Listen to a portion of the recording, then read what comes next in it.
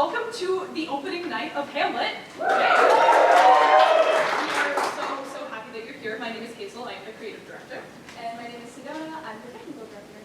We're going to start with Smith College's land acknowledgement. Smith College acknowledges and appreciates that the space in which we gather today is built within Nonotuck ancestral homelands.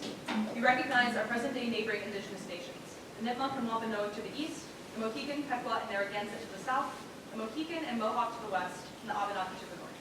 Finally, we acknowledge and celebrate the presence of indigenous people here among us today. As you have probably noticed, the show is free to attend. Smith Shakes relies on donations to fund our productions. If you would like to make a donation to help us continue putting on shows, there's a QR code at the back of the program. Additionally, half of your donation will go to the Trevor Project, an organization that focuses on suicide prevention and crisis support for youth. Some quick housekeeping before we begin the show. In case of emergency, exits are at the back, the aisles that you've entered from, as well as the door to your left. If leaving via the aisles, turn right and follow that hallway to the closest door. In case of non-emergency, please be aware that actors are going to be coming up and down these aisles, so if you have to leave for any reason in the middle of the show, just be aware that there might be actors also in that space. There are quite a few content warnings for this show, including depictions of murder, suicide, and mental illness. For a full list, please see the first page of your program. Please take a moment to make sure that your cell phones are on silent. I'll wait. It's for a teacher review. Okay. Flash photography is not permitted.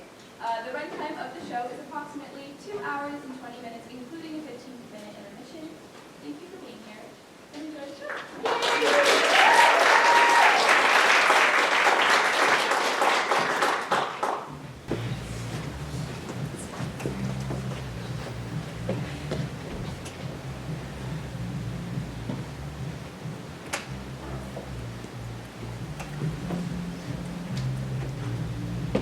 Who's there? Nay, answer me. Stand and unfold yourself. Along with the king. Bernardo? He! Hold those carefully upon your hour. 'Tis now struck 12. Get me to bed, Francisco. For this relief, 'tis much thanks. It's bitter cold and I'm sick at heart. Well, good night. If you do meet Horatio and Marcellus, the rivals of my watch, bid them make haste. I think I hear them now. Stand! Ho! Who's there? Friends to this ground. And leisure to the Dane. Give you good night. Oh, farewell on a soldier who hath believed you. Bernardo hath my place. Give you good night. Holla, Bernardo! Is Horatio there? A piece of him. Welcome, Horatio. Welcome, good Marcellus. What? Has this thing appeared again tonight? I have seen nothing. Horatio said 'tis but our fantasy, and will not let belief take hold of him, touching this dread sight twice seen of us. Therefore I've entreated him along with us to watch the minutes of this night, so that if again this apparition come, may approve our eyes and speak to it. Tush, tush, 'twill not happen.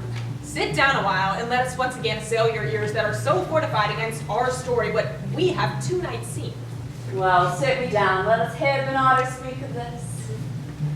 Last night of all, when yon same star that's westward from the pole had made his course to illumine that part of heaven where now burns, Marcellus and myself, the bell then beating one. Peace, break them off! Look, where it comes again! In the same figure like the king that's dead. Thou art a scholar! Speak to it, Horatio! Looks it not like the king? Mark it, Horatio! Most like. It harrows me with fear and wonder. It would be spoke to. Question it, Horatio! Do it! What art thou that usurpest this time of night, together with that fair and warlike form in which the majesty of very Denmark did sometimes march? By heaven, I charge thee, speak! It is offended. It stalks away. Stay! Speak, speak, I charge thee, speak!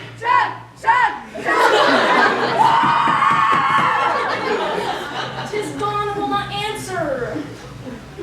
How now, Horatio, you tremble and look pale. Is not this something more than fantasy? What think you on it? Oh my God, am I not this belief about the sensible and true avouch of mine own eyes? Is it not like the king? As thou art to myself. 'Tis strange. It was about to speak before the shout. And then it started like a guilty thing, suddenly upon a fearful summons. The morning we sit mantle. Walks over the dew of yon high eastern hill. Break we our watch up, and by my advice let us impart what we have seen tonight unto young Hamlet, For upon my life, this spirit, dumb to us, will speak to him. Do you consent that we shall acquaint him with it, as needful in our loves fitting our duty? We do. And pray, I this morning know where we shall find him most conveniently. Something is rotten in the state of Denmark.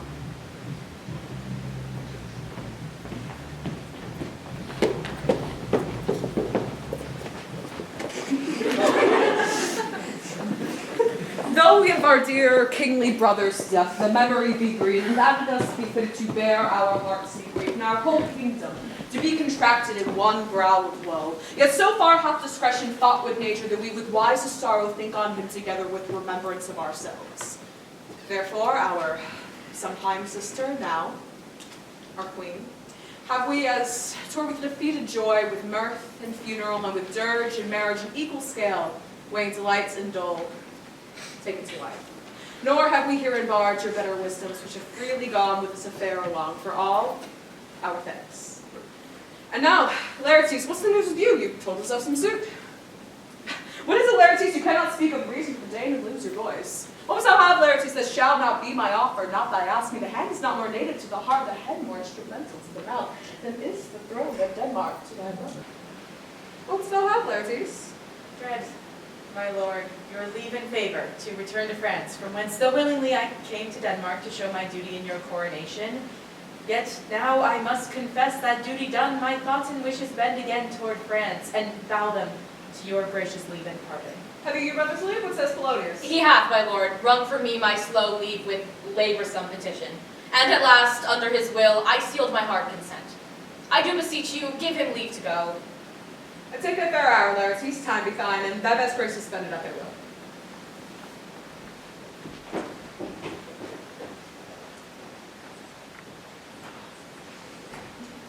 Now my cousin Hamlet, and my son.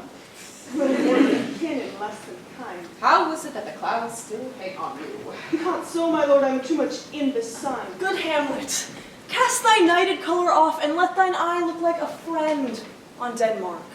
Do not forever with thy veiled lids search for thy noble father in the dust. Thou know'st, 'tis common. All that lives must die, passing from nature to eternity. Aye, madam, it is common. If it be, why seems it so particular with thee? Seems, madam. Nay, it is, I know not. Seems 'tis not alone my inky cloak, good mother, together with all forms, modes, shows of grief that can demote me. Truly these indeed seem, for they are actions that a man might play, but I have that within which passeth show. These are but the trappings and the suits of woe. 'Tis sweet and commendable in your nature, Hazel, to give these morning duties to your father. But you must know your father lost a father. That father lost his, and the survivor bound in filial obligation for some terms to obsequious sorrow, but to persevere in obstinate condolement is a course of impious stubbornness. 'Tis unmanly grief. It shows a will most incorrect to heaven, a fault against the dead, a fault to nature, to reason most absurd, whose common theme and death of fathers who still have cried from first course till he that died today, this must be so. We pray. Throw to earth this unprevailing woe, and think of us as of a father. For let it be known, you are the most immediate to our throne, and with no less nobility of love than which a dearest father bears his son, do I impart toward you. For your intents in going back to school in Wittenberg, it is most retrograde to our desire, and we beseech you, bend you, to remain here in the cheer and comfort of our eye, our chiefest courtier, cousin, and our son. Let not thy mother lose her prayers, Hamlet. I pray thee, stay with us, go not to Wittenberg. I will in all my best obey you, madam. Why, 'tis a loving and fair reply. Be as ourself in Denmark. Madam, come, this gentleman forced to court of Hamlet sits smiling in my heart.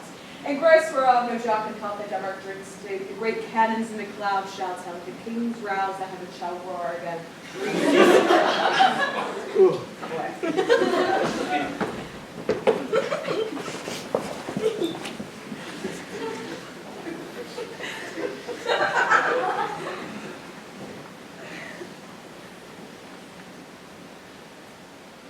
Oh, that this too solid flesh would melt, thaw, and resolve itself into a dew. or that the everlasting had not fixed his cannon against self-slaughter. God. God. How weary, stale, flat, and unprofitable seem to me all the uses of this world. Fie out. Fie. 'Tis an unweeded garden that grows to seed things rank and gross in nature possessed. Merely.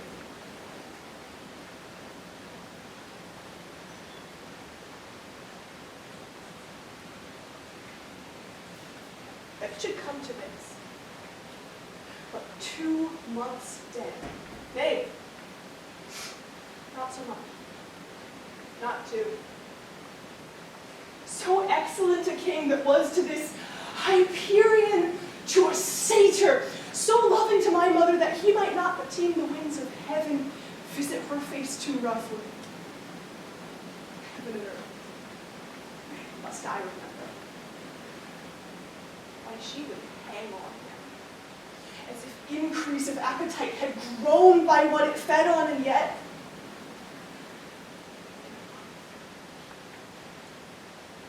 let me not think on't. Frailty, thy name is woman. A little month, ere yet those shoes were old with which she followed my poor father's body like Niobe, all tears. Why, she, even she, oh God, a beast that wants discourse of reason would have mourned longer, married with mine uncle, my father's brother, but no more like my father than I to Hercules, within a month. And yet the salt of most unrighteous tears had left the flushing of her galled eyes. She married, oh, most wicked speed, to post with such dexterity into incestuous sheets.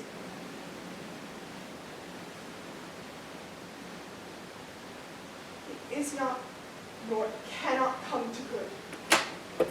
Break my heart, I must hold my tongue. Hail to your lordship. I am glad to see thee well, Horatio. I do forget myself. The same, my lord, and your poor servant ever.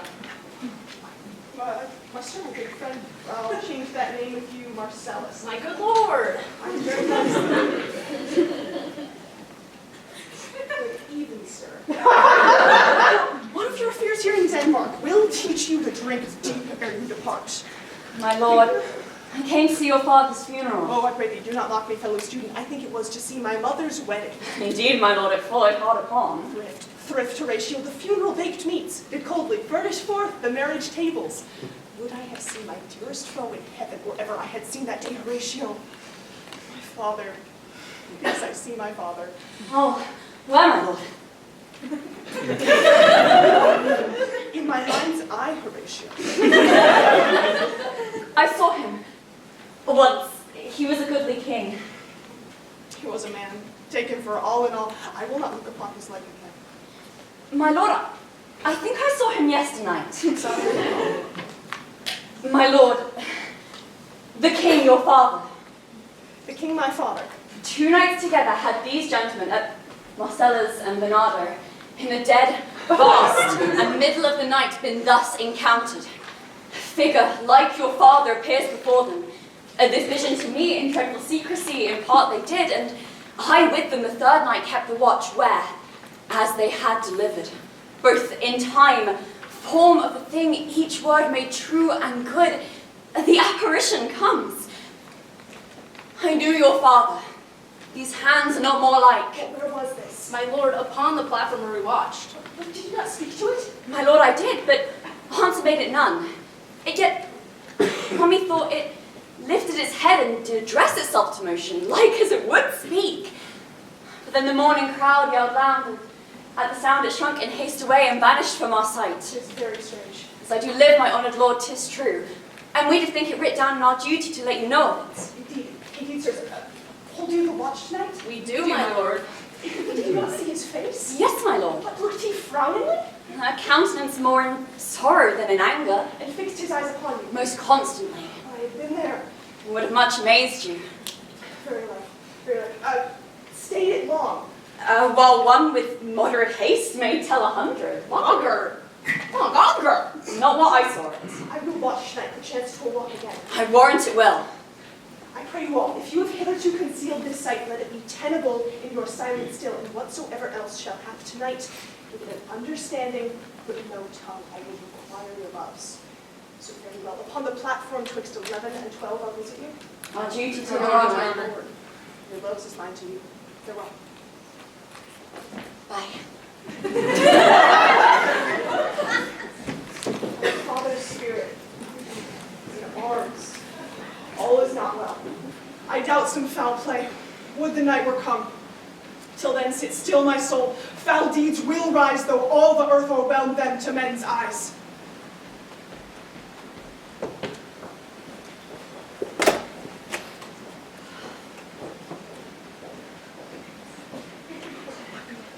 The necessaries are embarked. Farewell. And sister, as the wind gives benefit and convoy is assistant, do not sleep, but let me hear from you. Do you doubt that? For Hamlet, in the trifling of his favor, holdeth a fashion and a toy in blood, a violet and a youth of prime nature, forward, not permanent, sweet, not lasting. The perfume of suppliants in a minute, no more. No more, but so. Think it no more. Perhaps he loves you now, but you must feel it. His greatness when his will is not his own, for he himself is subject to his birth. He may not, as unvalued persons do, guard for himself, for on his choice depends the safety and the health of the whole state. Then weigh what loss your honor may sustain, if with too credent ear you list his songs, or lose your heart or your chaste treasure open to his unmastered importunity. Be wary then. Best safety lies in fear. Youth to itself rebels, though none else near. I shall, as the effect of this good lesson, keep as watchman to my heart, but, good my brother, do not, as some ungracious pastors do, show me the steep and thorny way to heaven, whilst like a puffed and reckless libertine himself, the primrose path of dalliance treads, and minds not his own creed. No, fear me not. I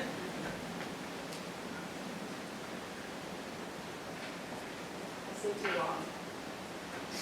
But here our brother comes. Yet here, Laertes?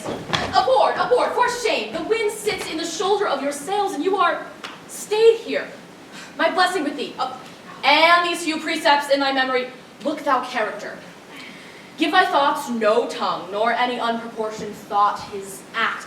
Be thou familiar, but by no means vulgar. The friends thou hast and their adoptions tried, grapple them to thy soul with hoops of steel, but do not dull thy palm with entertainment of each new hatched, unfledged comrade.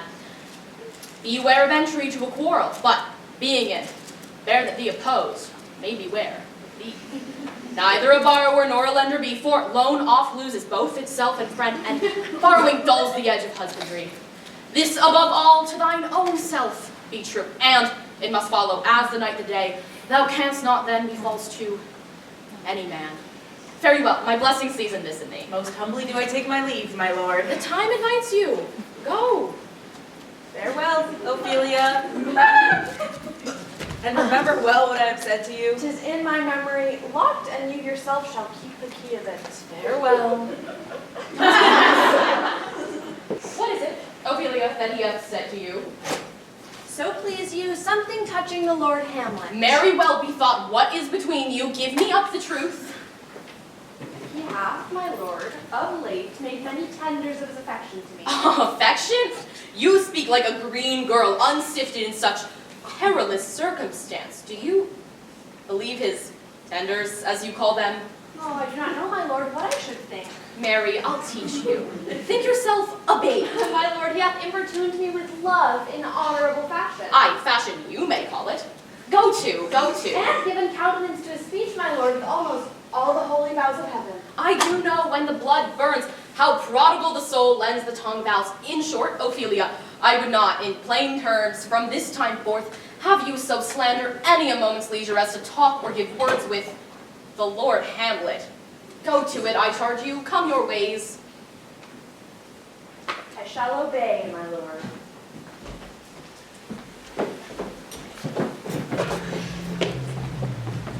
The air bites shrewdly. It is very cold. It is a nipping and an eager air. What are we? I think it likes a 12. No, it is strong. Indeed, I had it not. Then it draws near the seas wherein the spirit held his wont to walk. Hey, give me another drink! What means this? The king doth wake tonight, and takes his rouse, keeps wassail swaggering in the upspring reels, and as he drains his draughts of Rhenish down, the kettle drum and trumpet thus bray out the triumph of his pledge. Is it a custom? Aye, Mary, is it? But to my mind, it is a custom more honored in the brooch when we observance. His heavy-handed revel east and west makes us traduced and mocked of other nations. They call us drunkards.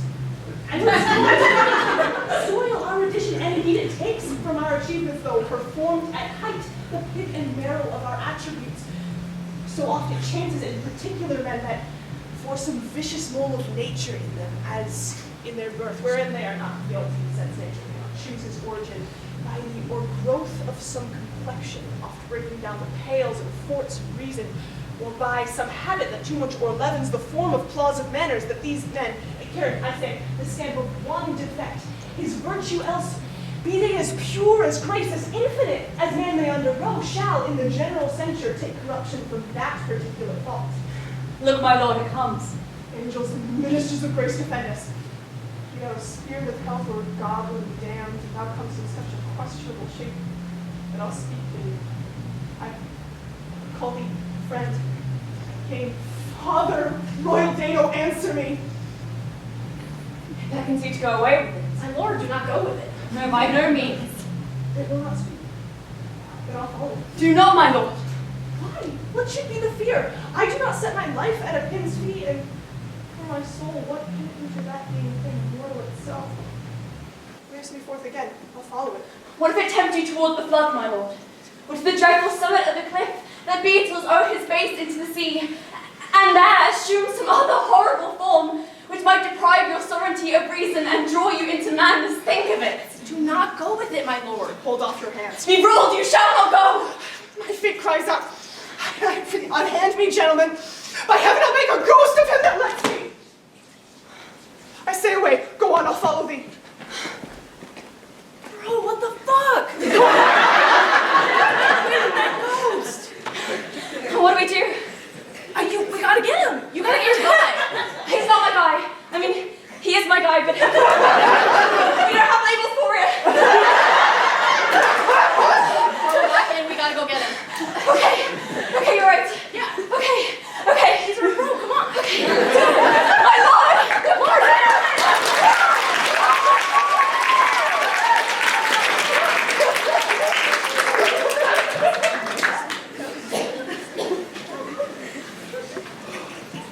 You will thou lead me. Speak. I'll go no further. Mark me. I am thy father's spirit, doomed for a certain turn to walk the night. Before the day, confined to fasting fires, to the foul crimes done in my days of nature are burnt and purged away. List, oh list, if thou didst ever thy dear father love, oh God, revenge is most foul and unnatural murder. Murder most foul is the best it is. But this most foul, strange, and unnatural. Haste me to know it, that I with wings as swift as meditation or the thoughts of love may sweep to my revenge. Now, Hamlet, hear. 'Tis given out that sleeping in my orchard a serpent stung me. So the whole ear of Denmark is by a forged process of my death rankly abused. But know, thou noble youth, the serpent that did sting thy father's life now wears his crown. My prophetic soul, mine uncle. I, that incestuous, that adulterate beast, with traitorous gifts won to his shameful lust the will of my most seeming virtuous queen. Oh, Hamlet, what a falling off was there. But soft, methinks I sent the morning air. Brief let me be.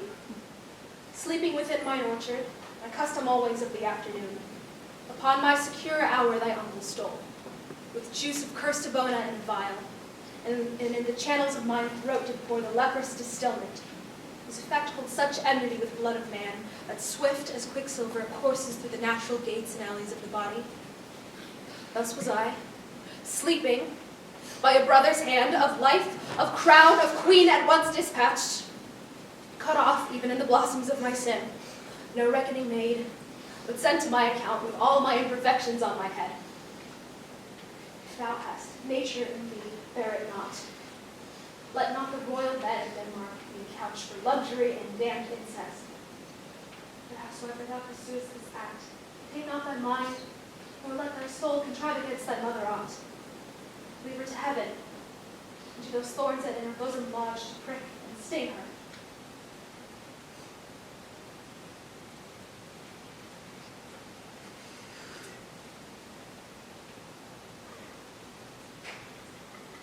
Fare thee well at once. The glowworm shows the matin to be near, and begins to pale his ineffectual fire. Adieu. Adieu, Hamlet. Remember me.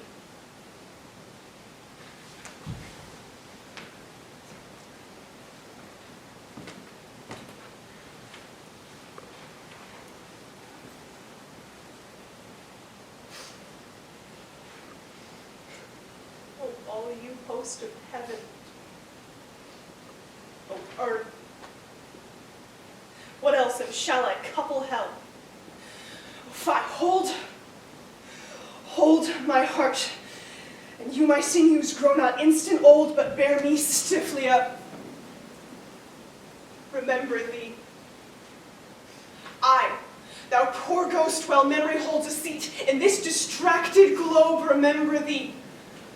Yea, from the table of my memory, I'll wipe away all trivial fond records, all saws of books, all forms, all pressures past, and thy commandment all alone shall sit within the book and volume of my brain, unmixed with baser matter. Yes, by heaven. O most pernicious woman. Villain, smiling, shammed villain. My table. Meet it as I write it down, that one may smile and be a villain. At least I'm sure it is in Denmark.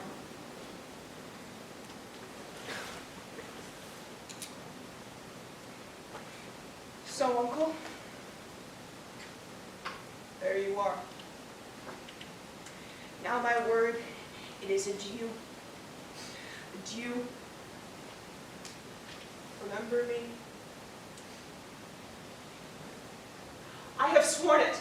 My lord, Lord Hamlet! Heaven to God, so be it! Hello, ho, my lord! Hello, boy, come. How is it, my noble lord, bro? What news, my lord? Wonderful. Could my lord tell it? No, you will reveal it. Would I, by heaven, my lord? How say you then, would heart of man once think it? Will you be secret? I, by heaven, my lord. There's not a villain dwelling in all of Denmark, but he's an errant knave. There needs no ghost, my lord, come from the grave to tell us this.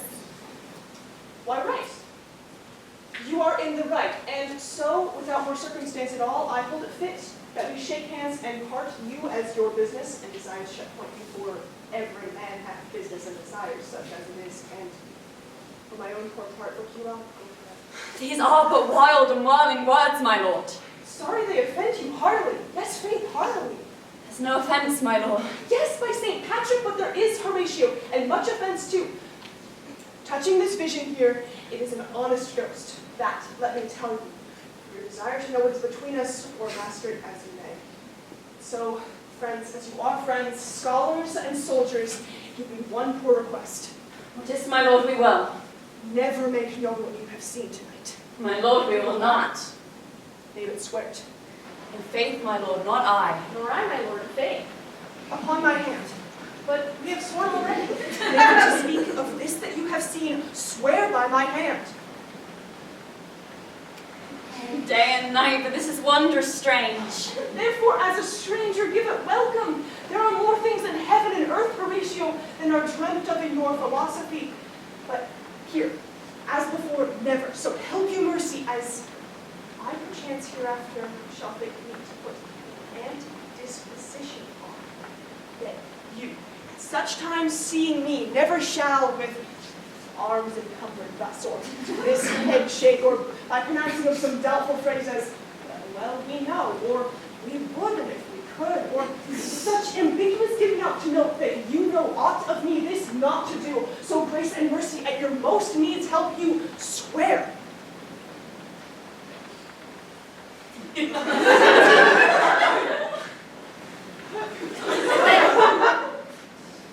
Swear! Rest, return to spirit. So, gentlemen, with all my love I do commend you to you, and what so poor a man as Hamlet is may do to express his love and friendly to you, God willing, shall not lack. Let us go in together. And still, your fingers on your lips, I pray. The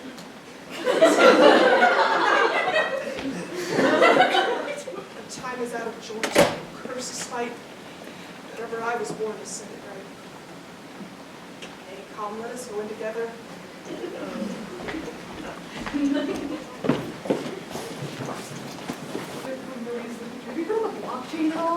Give him his money and these notes, Ronaldo. I will, my lord. You will do marvelous wisely, good Ronaldo, before you visit him to make inquiry of his behavior. My lord, I intend it. God be with you, fare you well. How now, Ophelia? What's the matter? Oh, my lord, I've been so frightened. Well, with what, in the name of God? My lord, as I was sewing in my closet, Lord Hamlet, with his doublet all embraced, pale as a shirt, his knees knocking each other with a look so piteous in purport as if he had been loosed out of hell to speak of horrors, he comes before me. Not thy love? My lord, I do not know, but truly I do fear it. What said? He took me by the wrist and held me hard. Then goes he to the length of all his arm, and with his hand thus o'er his brow, he falls to such perusal of my face as he would draw it. Long stayed he so. At last a little shaking of mine arm, and thrice his head thus waving up and down, he raised his eyes so piteous and profound that it seemed to shatter all his bulk and end his being. That done, he lets me go.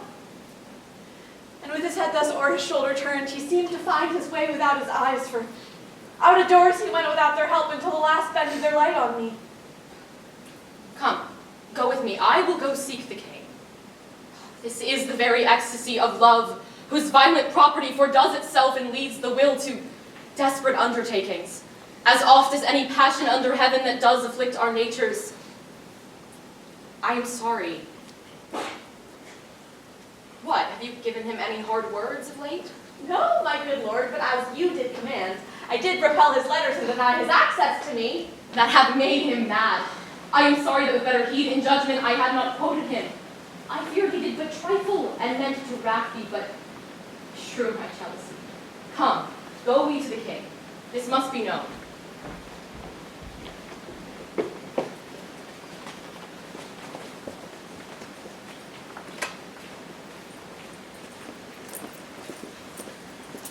Welcome, dear Rosencrantz and, Guildenstern, moreover that we much did long to see you, our need to use you did provoke our hasty sending.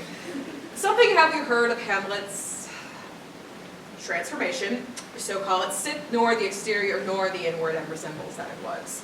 Which be more than his father's death, that thus have put him so far from an understanding of himself, I cannot dream of. I entreat you both, that being of so young days brought up with him, and sit so neighbor to his youth and humor, that you vouchsafe your us here now reports a little time. So lay your companies to draw them on to pleasures and to gather so much as from occasion you may glean, wrought to us unknown afflicts and thus that open lives within our remedy. Good gentlemen, he hath much talked of you, and sure I am two men there are not living to whom he more adheres. If it would please you to show us such gentry and goodwill as to expend your time with us a while, for the supply and profit of our hope, your visitation shall receive such things as fits a king's remembrance. Both your majesties might, by the sovereign power you have of us, put your dread pleasures more into command than to entreaty. But we both obey, and here give up ourselves in the full bent, to lay our services freely at your feet, to be commanded. And I beseech you instantly to visit my too much changed son. Heavens make our presence and practices pleasant and helpful to him. Aye, amen.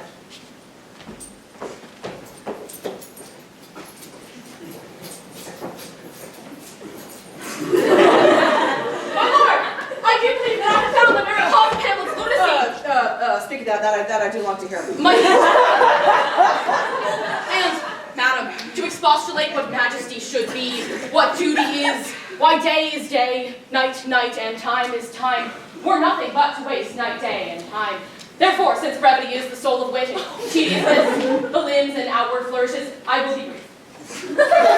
Your noble son is mad. Mad, I call it, for to define true madness. What is it? To be nothing else but mad. No matter, with less art. Madam, I swear, I use no art at all. That 'tis mad, 'tis true. 'Tis true, 'tis pity, and pity 'tis true. A foolish figure, but farewell it, for I will use no art. Thus it remains, and the remainder thus, her pen. I have a sister, have well, she is mine, who, in her duty and obedience, mark, hath given me this. Now, gather and surmise. To the celestial, and my soul's idol, the most beautified, Ophelia. That is an ill term, a vile term. Beautified is a vile term, but you will hear thus. In her excellent, pure bosom, ease, etc. Came these from Hamlet to her. Good madam, stay a while. I will be faithful. Doubt thou the stars are fire, doubt that the sun doth move, doubt truth to be a liar, but never doubt I love. Oh dear Ophelia, I am ill at these numbers. I have not art to reckon my groans. But I love thee best, oh most best, believe it, adieu. Thine evermore, most dear lady, whilst this machine is to him, Hamlet. This in obedience hath my sister shown me, and more above hath his solicitings as they played out by time, by means, and by place. I'll give it to mine ear. But how hath she received his love? What do you think of me?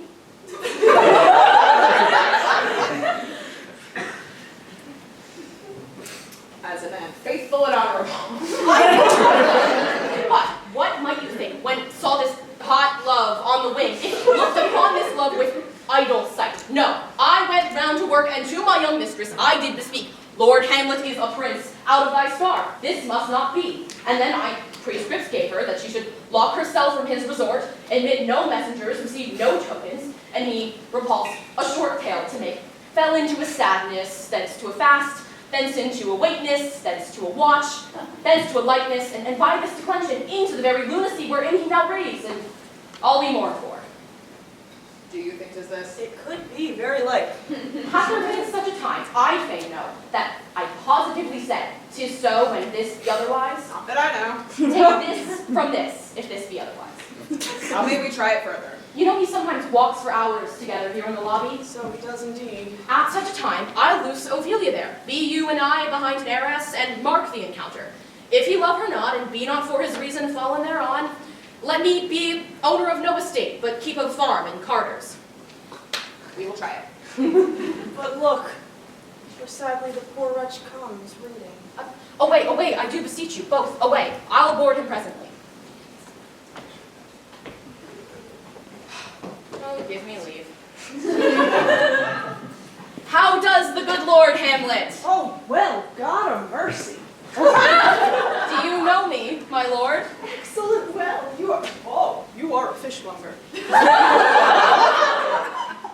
I, my lord. Then I would you were an honest man. Honest, my lord?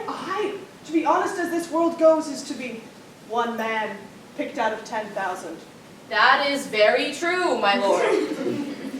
Well, but the sun breeds maggots in a dead dog. Oh, have you a sister? I have, my lord.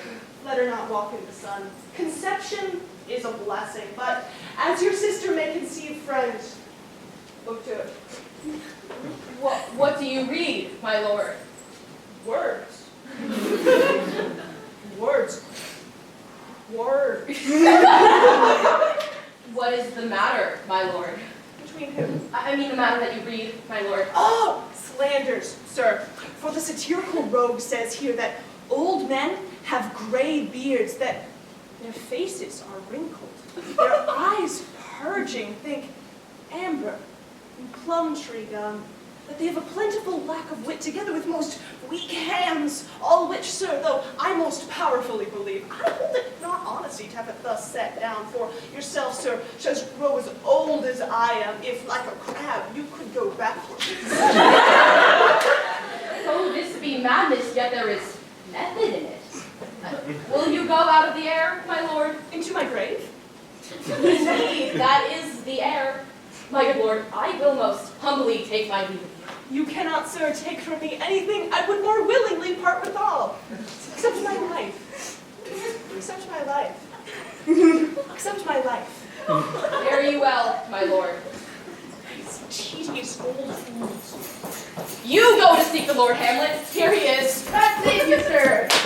My honored lord, my most dear friend. My excellent good friends, how dost thou yield in stern? Friends, good lads, how do ye both? As the indifferent children of the earth. Happy in that we are not over happy. On fortune's cap, we are not the very butt. Oh, nor the sole of her shoe. Neither, my lord. Oh, then live ye above the waist or in the middle of her favors? Say, Her privately. Parts of fortune most true. She's a strumpet. But what news? None, my lord, but that the world's grown honest. Oh, that is doomsday near. But your news is not true. Let me question you more in particular. What have you, my good friends, deserved at the hands of fortune that she sends you to prison hither? Prison, my lord? Denmark's a prison. Then is the world one? A goodly one in which there are many confines, wards, and dungeons, Denmark being one of the worst. We think not so, my lord. And 'tis none to you. There is nothing either good nor bad, but thinking makes it so. To me it is a prison. That is, 'tis too narrow for your mind. Your ambition makes it so. Oh, God, I could be bounded in a nutshell and count myself the king of infinite space, were it not that I have bad dreams. Which dreams indeed are ambition. For the very substance of the ambition is merely the shadow of a dream. A dream itself is but a shadow. Truly, and I hold ambition of so airy and light a quality that it is but a shadow's shadow. Then are our rulers' bodies, and our kings and outstretched heroes are the beggars' shadows. Shall we accord? We'll wait upon you. No such matter. I will not sort you with the rest of my servants, for to speak to you like an honest man, I am most dreadfully attended. But in beaten way of friendship, what makes you here? To visit you, my lord. No other occasion. Beggar that I am, I need more important thanks, but I thank you. And sure, dear friends, my thanks is too dear a half. Were you not sent for? Is it your own inclining? Is it free visitation? Come, deal justly with me. Come, nay, speak. What should we say, my lord? Anything, but to the purpose. You were sent for. There is a kind of confession in your looks that your modesties have not craft enough to color. I know the good king and queen have sent for you.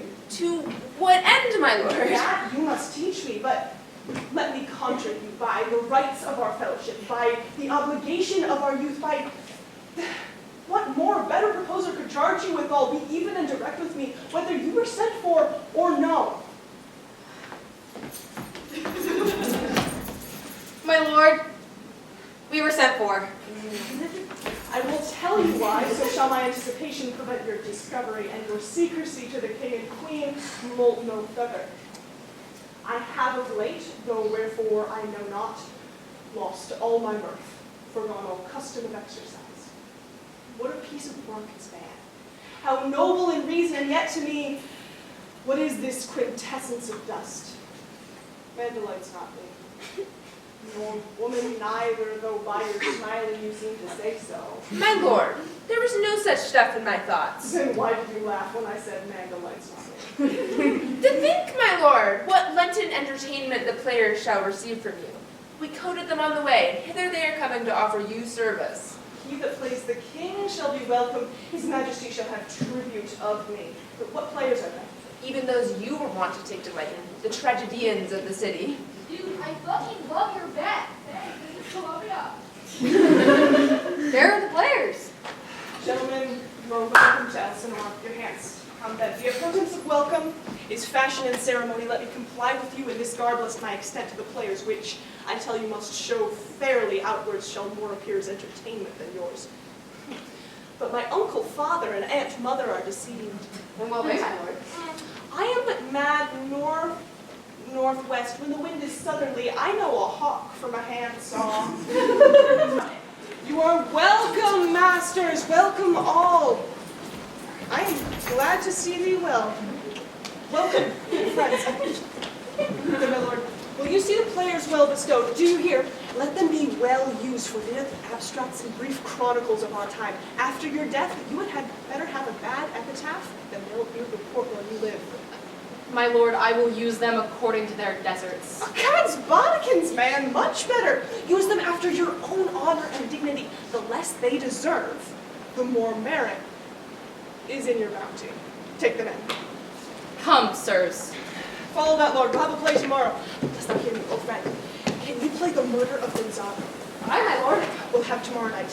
You could, for a need, study a speech of some 12 or 16 lines that I would set down and insert in, could you not? Aye, my lord. Good lad. Follow that, lord. And look, you... mock him not. My good friends, I'll leave you till night. You are welcome to us now. Good, my lord. Aye, so God with you. Plays the thing wherein I'll catch the conscience of the king.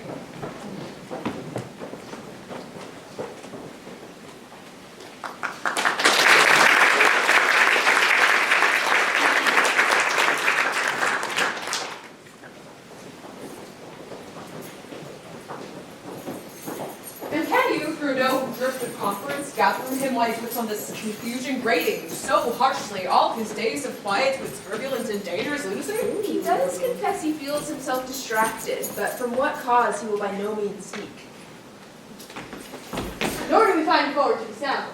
But with a crafty madness keeps aloof when we bring him on to some confession, which we say. Did he receive you well? Most like a gentleman. But with much forcing of his disposition. Lack of question, but of our demands most free in his reply. Did you essay him to any pastime? Madam, it so fell out that certain players were o'er rout on the way. Of these we told him, and there did seem in him a kind of joy to hear of it. They are here about the court, and as I think already this night have ordered a play before him. 'Tis most true, and he did bespeak me to entreat your majesties to hear and see the matter. With all my heart, it don't content me much to hear him so inclined. Good. Gentlemen, give him a further edge and drag his purpose on to these plays. We shall, my lord. Sweet Gertrude, leave us too, for we have closely sent for Hamlet hither, that he, as for by abstinence, may affront Ophelia. Her brother and myself will all full aspiles to so bestow ourselves, that, seeing unseen, we may of their encounter frankly judge and gather as he behaves, if it be the affliction of his love, or no need he thus suffers for. I shall obey you. And, for your part, Ophelia, I do wish that your good beauties be the happy cause of Hamlet's wildness. So shall I hope that your virtues will bring him to his wonted way again. To both your honors. Madam, I wish it may.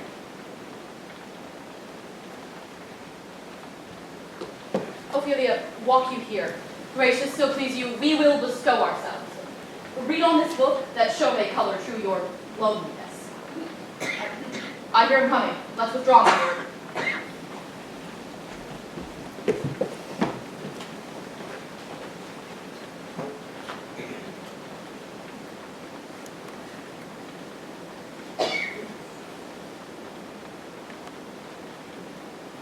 To be or not to be?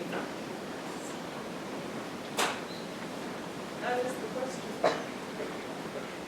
Whether 'tis nobler in the mind to suffer slings and arrows of outrageous fortune, or to take arms against a sea of troubles and by opposing end them, to die.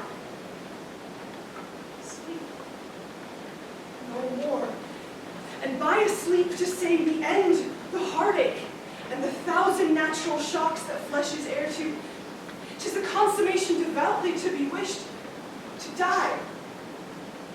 Sleep. Sleep perchance to dream. I dares the love. For in that sleep of death, what dreams may come when we have shuffled off this mortal coil must give us pause. There's the respect that makes calamity so long life. For who would bear the whips and scorns of time, the oppressor's wrong, the proud man's contumely, the pangs of deprised love, the law's delay, the insolence of office, the spurns, the patient merit of the unworthy taste when he himself by his quietest make with a bare bodkin. Who would furtals bear to grunt and sweat under a weary life, but that the dread of something after? The undiscovered country from whose bourne no traveler returns puzzles the will, makes us rather bear those ills we have than fly to others we know not of. Thus conscience does make cowards of us all. And thus the native hue of resolution is sickly o'er with the pale cast of thought, and enterprises of great pitch and moment with this regard their currents turn awry and lose the name of action. Soft you now.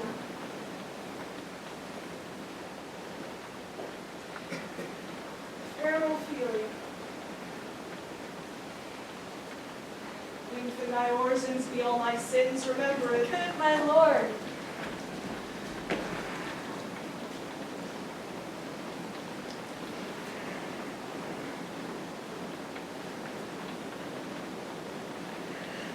How does your honor for this many a day? Humbly I thank you. Well, well, well. My lord, I have remembrances of yours that I have longed to redeliver. I pray you now receive them. Not I. I never gave you aught. My honored lord, you know right well you did. And with them words of so sweet death composed as made the things more rich. Their perfume lost. Take these again.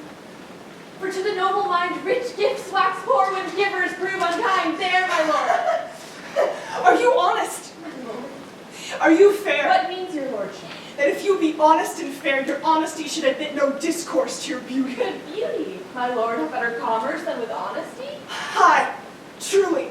For the force of beauty will sooner transform honesty from what it is to a god than the power of honesty can translate beauty to his likeness. This was sometime a paradox, but now the time gives it proof. I did love you once. Indeed. My lord, you made me believe so. You should not have believed me. For virtues cannot so inoculate our old stock, but we shall relish in it. I loved you not. I was the more deceived. Get thee to a nunnery. Why wouldst thou be a breeder of sinners? I myself am indifferent, honest, but yet I could accuse me of such things that it were better my mother had not borne me. I am very proud, revengeful, ambitious, with more offenses at my beck than I have thoughts to put them in, imagination to give them shape, or time to act them in. What should fellows as I do, crawling between heaven and earth? We are errant knaves all. Believe none of us. Go thy ways to a nunnery.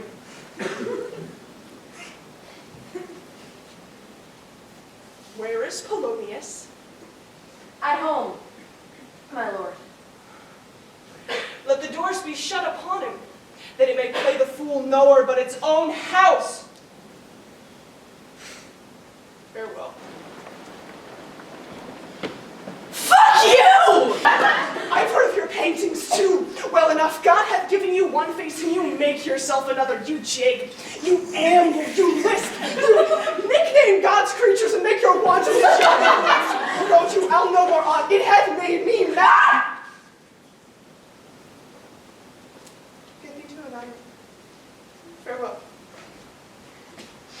Or fell it needs marry a fool. For wise men know what monsters you make of them. To a nunnery, go! Oh, what a noble mind is here o'erthrown!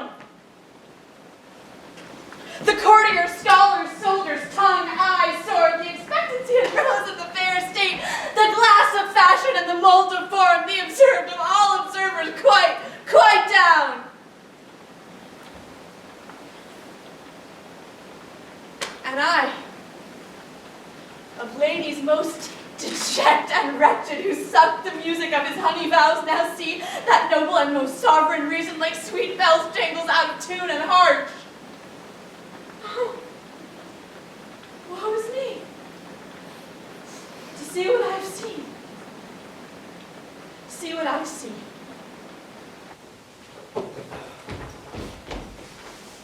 Of his affections do not that way tend, nor when he spake, though I lacked form a little, was not like madness. There's something in his soul on which his melancholy sits on brood. What think you on? I do believe that the origin and commencement of his grief sprung from neglected love. How now, Ophelia, you need not tell us what the Lord Hamlet said. We heard it all. My lord, do as you please, but if you hold it fit, after the play, let his queen mother all alone entreat him to show his grief. And I'll be, so please you, placed in the ear of all our conference.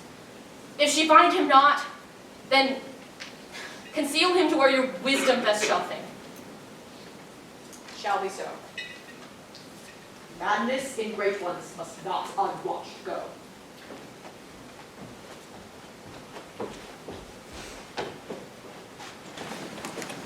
Speak the speech, I pray you, trippingly on the tongue, but if you mouth it, as some of your players do, I had as lief the town crier spoke my lines.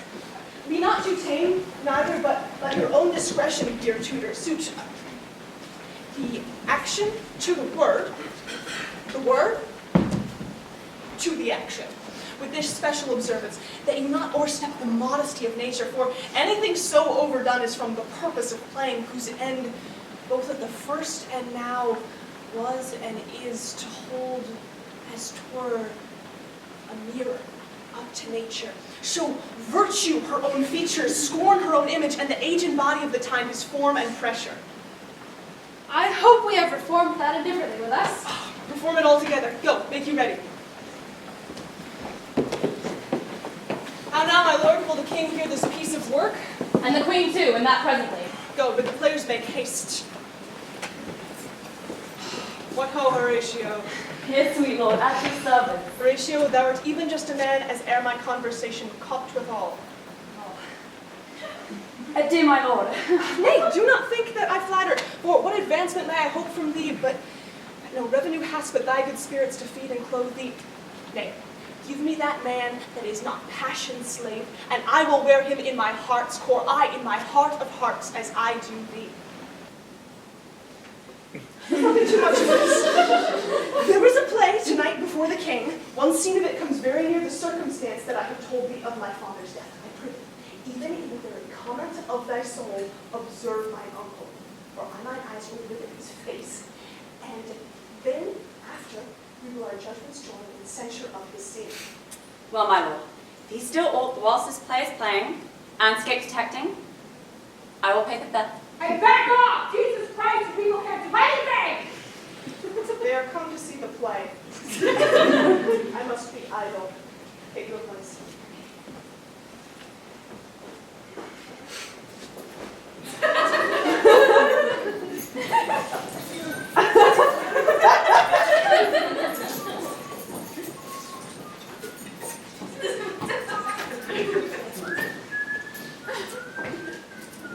How fares our cousin Hamlet? Oh, excellent! Of the chameleon's dish, I eat the air. Promise crammed. You cannot feed capons, so. I have nothing but this answer, Hamlet. These words are not mine. No, not mine now. Are the players ready? Aye, my lord, this day upon your patience. Come hither, my good Hamlet, sit by me. Oh, no, good mother, here's metal more attractive. Lady, may I lie in your lap? No. Oh, I mean my head upon your lap. Aye, my lord. What did you think I meant country matters? I think nothing, my lord. Fair thought to lie between a maid's legs. What is, my lord? Nothing. You are merry, my lord. Who I? Aye, my lord. What should a man do but be married? Look you, how cheerfully my mother looks, and my father died these 2 hours. Twice as much, my lord. So long. I'll let the devil wear black, for I'll have a suit of sables. Died 2 months ago and not forgotten yet. And there's hope a great man's memory will outlive his life half a year. For us, and for our tragedy, here, to procure clemency, we beg your hearing patience. Is this a prologue or the posing on a ring? Is brief, my lord. This woman's going.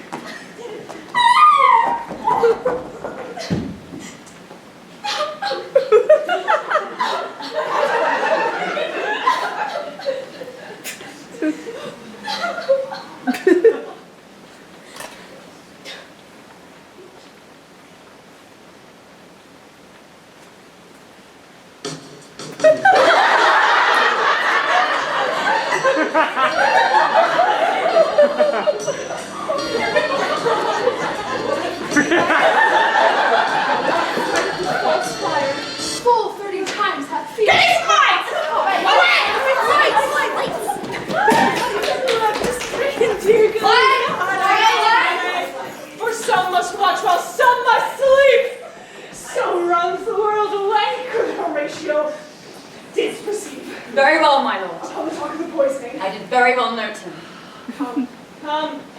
Some music, come. The recorder's for. If the king liked not the comedy, like he likes it not, Bertie. Come, some music. My lord, vouchsafe me a moment with you? Sir, a whole history. The king, sir. I, sir, with him. In his retirement, marvelous distempered. Drink, sir? No, my lord, rather with choler. Your wisdom should show itself more richer to signify this to his doctor. For me to put him to his purgation would perhaps plunge him into far more choler. Good, my lord. Put your discourse into some phrase and start not so wildly from my affair. I am tame, sir. Pronounce. The queen, your mother, in most great affliction of spirit, hath sent me to you. Nay, you are welcome. Nay, good my lord, this courtesy is not of the right breed. It shall please you to make me a wholesome answer. I shall do your mother's commandment. If not, your pardon and my return shall be the end of my business. Sir, I cannot What, my lord? make you a wholesome answer. My wit's diseased, sir, but such an answer as I can make you shall command, or rather, my mother. Therefore, no more, but to the matter, my mother, you say. Then thus she says. Your behavior hath struck her into amazement and admiration. She desires you speak with her ere you go to bed in her closet. We will come to her, Belinda. Have you further trade with us? My lord, you did once love me. So I do still by these pickers and stealers. Good, my lord, what is the cause of your distemper? Sir, I lack advancement. How can that be when you have the voice of the king himself for your succession? I lack advancement. How can that be? What the fuck? Aye, sir, but while the grass grows, the proverb is something musty. God bless you, sir. My lord, the queen would speak with you, and presently I will come to her by and by. I will say so. By and by is easily said. Leave me, friends.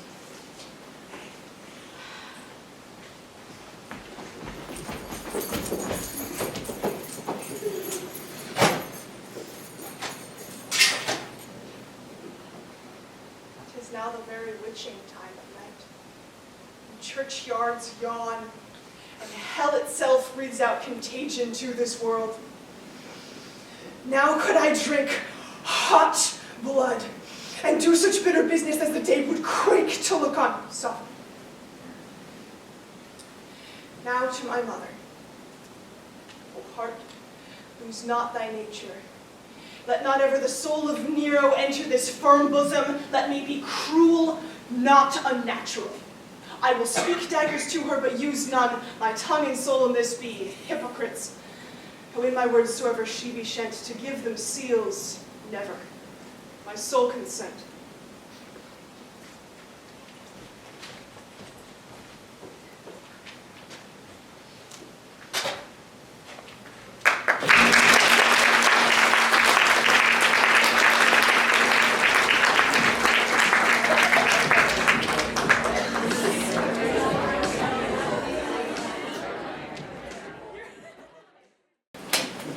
I like him not.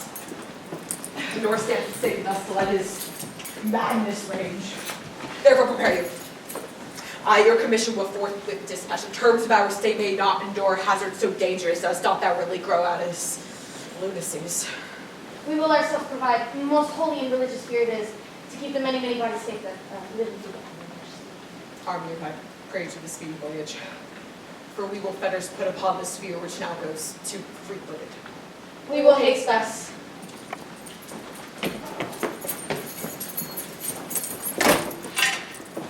My lord, he's going to his mother's closet. Behind the arras, I'll convey myself to hear the process. I'll warrant she'll tax him all. And as you said, and wisely was it said, 'tis fit that some more audience than a mother, since nature makes them partial, should overhear the speech advantage. Fare you well, my lord. I'll call upon you ere you go to bed and tell you what I know. Thanks, my dear lord.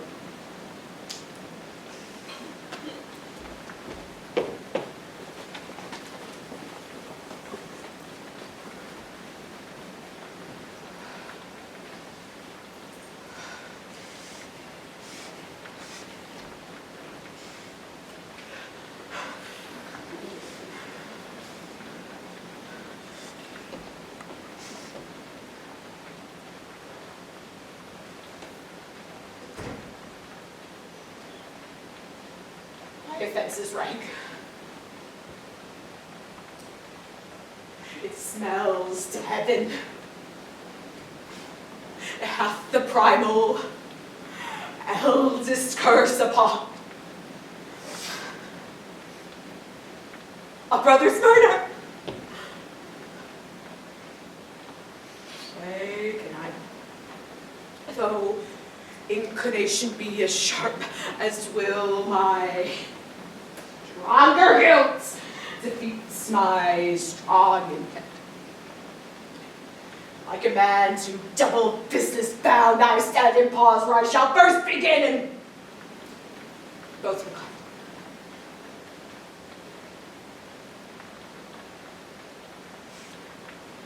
With this cursed hand were thicker than itself with brothers, but is there not rain enough in the sweet atmosphere to wash it white as snow?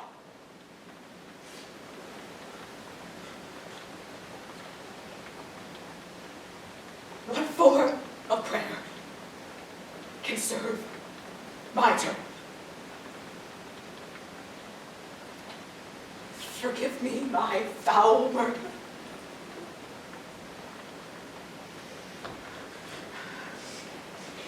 It cannot be, since I am still possessed of the effects for which I did the murder. My crown, my known ambition, and my queen.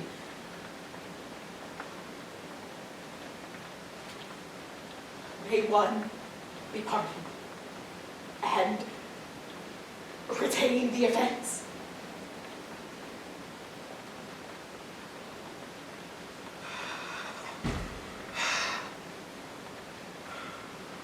Wretched saint! Oh, bosom black as death! Oh, thine soul struggling to be free! Oh, angels, make us say, all may be well.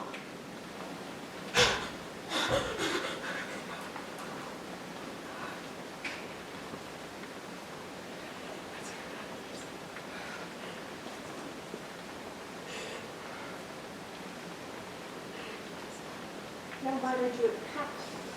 Now he is praying. Now I'll do it. And so he goes to heaven. And so I am revenged.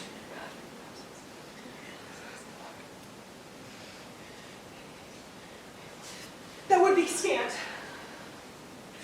A villain kills my father, and I, for that, his sole son, to this same villain send to heaven. Why, this is higher in salary, not revenge. He took my father grossly, full of bread, with all his crimes broad blown, as flush as men. And how his audit stands, who knows save heaven? But in our circumstance, that course thought 'tis heavy with him. I am then revenged to take him in the purging of his soul, when he is fit and seasoned for his passage. No. Up, sword. I know there are more dark intent. When he is drunk asleep, or in his rage, or in the incestuous pleasures of his bed, then trip him, that his heels may kick in heaven, and his soul be damned and black as hell, whereto it goes. My mother stays. This physic hath but prolonged thy sickly days.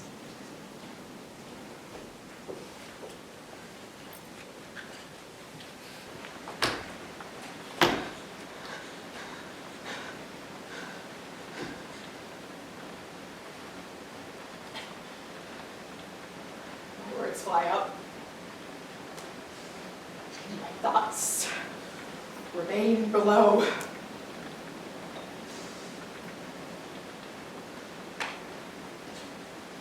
Words Here's what I'll thoughts. Never to heckin' come.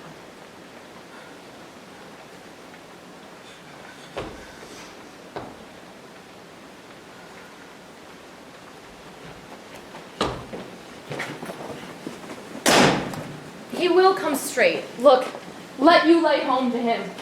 Tell him his pranks have been too broad to bear, and that your grace hath screened and stood between much heat and him. Pray you, be round with him. Mother. I'll silence me in here. Mother, mother! Withdraw. I hear him coming. How now, mother? What's the matter? Hamlet, thou hast thy father much offended. You have my father much offended. Come, come, you answer with an idle tongue. Go, you question with a wicked tongue. Why, how now, Hamlet? What's the matter now? Have you forgot me? Nay, by the rude not so, you are the queen, your husband's brother's wife, and when it were not so, you are my mother. Nay, I'll set those two that must come. Sit you down, you go not till I set up a glass where you may see the inmost part of you. What wilt thou do? Thou wilt not murder me? Help! Help! Turn for a ducky!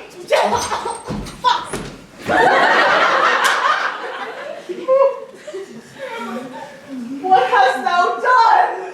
I know not, is it the king? Oh, what rash and bloody deed is this? A bloody deed, almost as mad good mother as kill a king and marry with his brother. As kill a king? Ay, lady, 'twas my word.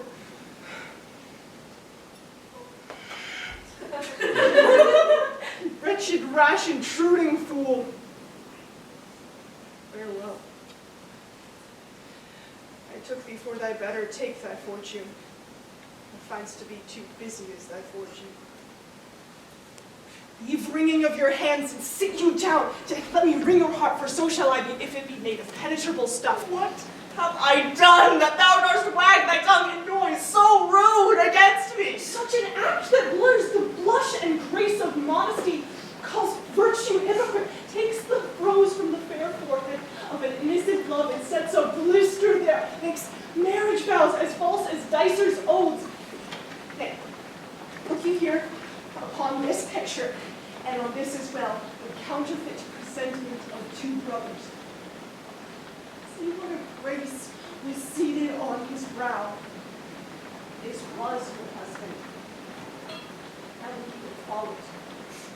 Here is your husband, like a mildew ear, blasting his wholesome brother. Have you eyes?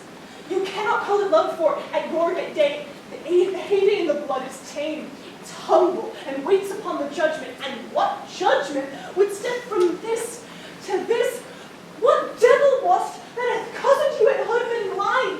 Rebellious hell, if thou canst mutate a matron's bones to flaming youth, let virtue be as wax. Oh, Hamlet, speak to me no more.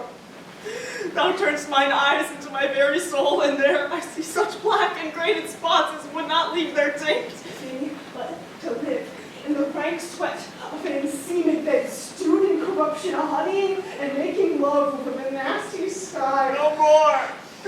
These words like daggers enter in mine ears. No more, sweet Hamlet. And a villain, a compass of the empire and the rule, who from the shelf the precious diadem stole and put it in his pocket. No more. The king of shreds and patches.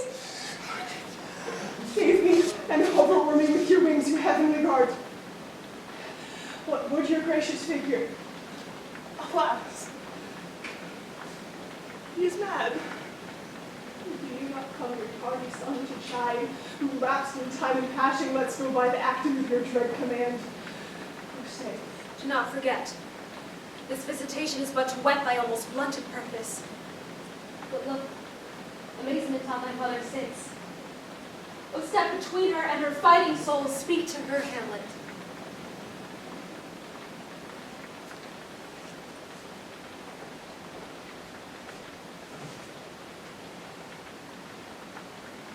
how is it with me?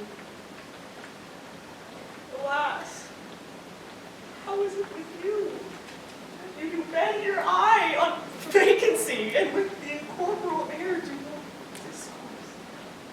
Oh, gentle son, whereon do you look? On him.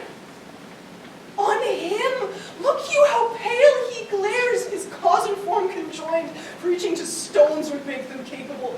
Do not look me upon me, and lest with this piteous action you convert my stern effect. Then what I have to do will want for true colors, tiered perchance for blood. To whom do you speak this? Do you see nothing there? No, yet. All there is, I see. Have you nothing here? No, nothing but ourselves. Why, look how it steals away my father in his habit as he lived. Look where he goes even now out of the portal. This is the very coinage of your brain. This bodiless creation ecstasy is very cunning in. Ecstasy! Good mother, lay not that flattering unction to your soul. It will but skin and film the ulcerous place whilst rank corruption, mining all within, infects unseen. Confess yourself to heaven. Repent what's past, avoid what is to come. Do not spread the compost on the weeds to make them ranker. Forgive me this virtue. Oh, Hamlet. Thou hast cleft my heart in twain. Throw away the worser part of it, and live the pure with the other half. Okay, mother. But go not to mine uncle's bed. Assume a virtue and refrain tonight, and that will lend a kind of easiness to the next abstinence, and the next more easy, for virtue can almost change the stamp of nature, or exorcise the devil, or throw him out with wondrous potency. What's wrong with me? When you're desirous to be blessed, I'll blessing beg of you. The same Lord, I do repent. But heaven hath placed it so to punish me with this, and this with me, to be their scourge and minister. I will bestow him, and answer well the death I gave him. I must be cruel only to be kind. Be thou assured, if words be made of breath, and breath of life, I have no life to breathe what thou hast said to me.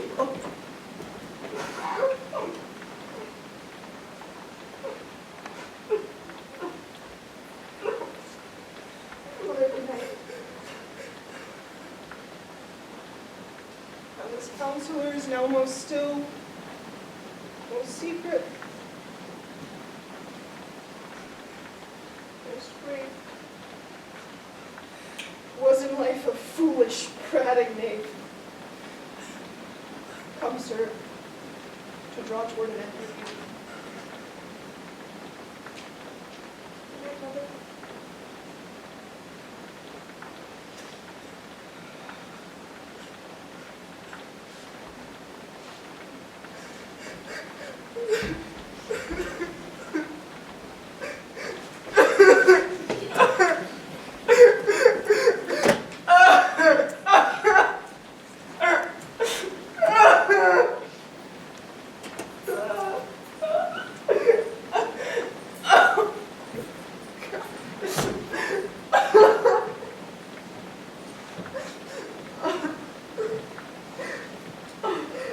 Madeline sighs, these profound heaves.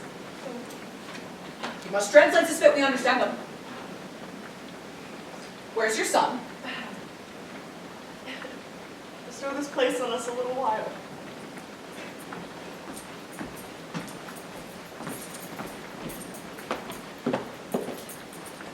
Oh, my lord, what I have seen tonight. What, Gertrude, how does Hamlet? Mad as the sea and the wind when both contend which is the mightier. In his lawless fit behind the arras, hearing something stir, whips out his rapier and cries, "A rat! A rat!" and in his brainish apprehension kills the unseen good old man. Oh, it happened so with us, have we been there? His liberty is full of threats to us all. To you yourself, to us, to everyone. Alas, how shall this bloody deed be answered? It will be laid to us, whose progress shall be kept in short, restrained, and out of office. Man, young man!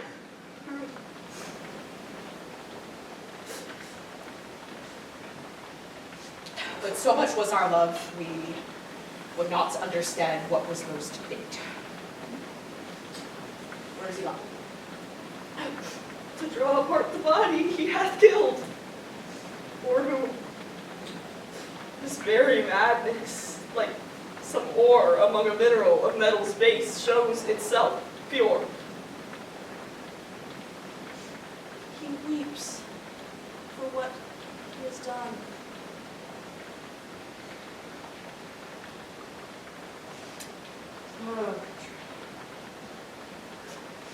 Come away. The sun no sooner shall the mountains touch, but we will cast him hence and this vile deed. We must. With all our majesty and skill, both countenance and excuse. Ho, Gilmster! Friends, go join me with some further aid. Hamlet in his madness, Olivia slain, and from his mother's closet hath he dragged him. Go, seek it out, speak fair, and bring the body to the chapel. I pray you hastens.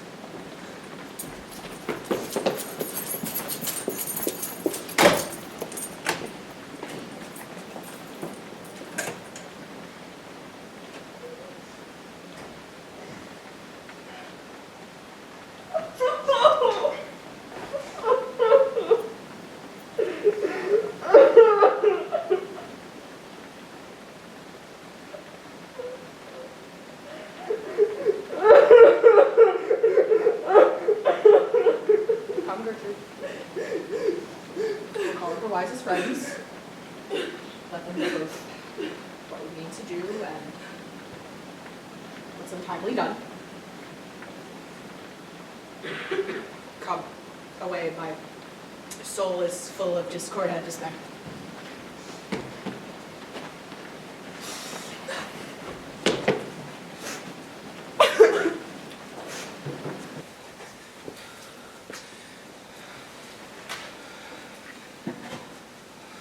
Safely stowed. Hamlet! Hamlet! Hamlet! What noise? Who calls on Hamlet? There they come.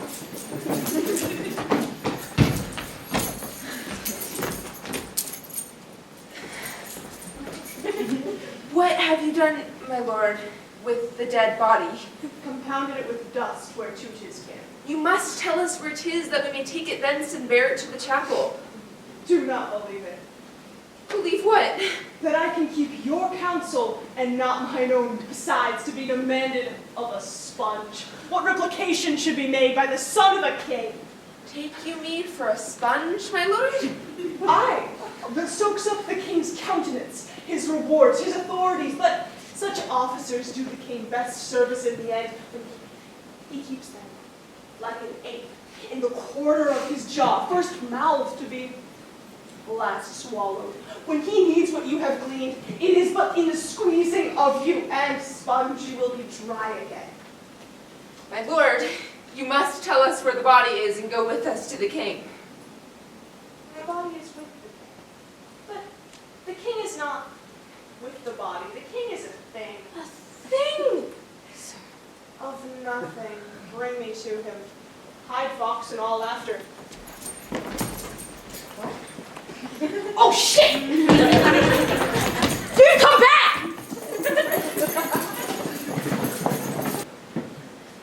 I said to seek him out and to find the body. How dangerous is it that this man goes loose? How now, what hath befallen? Where the body is bestowed, my lord, we cannot get from him. But where is he? Without, my lord, guarded, to know your pleasure. Bring the horse. Ho, Guildenstern, bring in, my lord!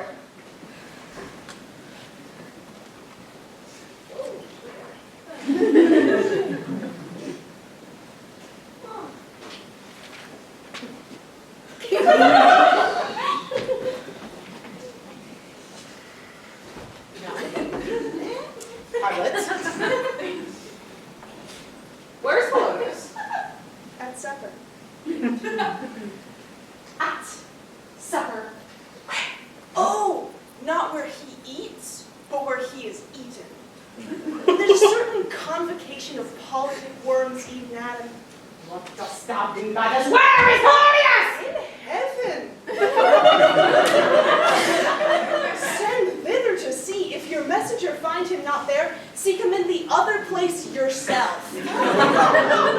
But indeed, if you find him not within this month, you shall nose him as you go up the stairs into the lobby.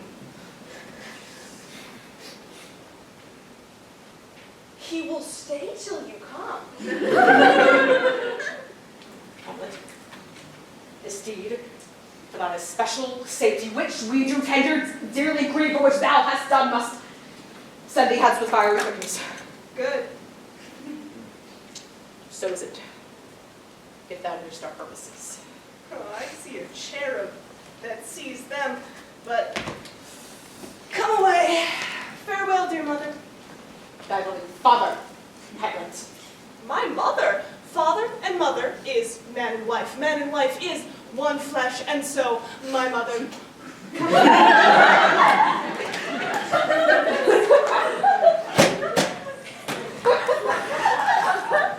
Well, tempted with speed aboard. Delay not all heaven hence tonight. Away! For everything is sealed and done that which leads upon this affair. Pray you. And haste! Fuck no, dude.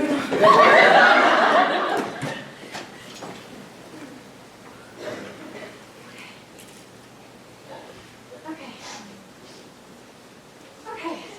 I know. Yeah, okay. It's a couch. Okay. God, you look cold.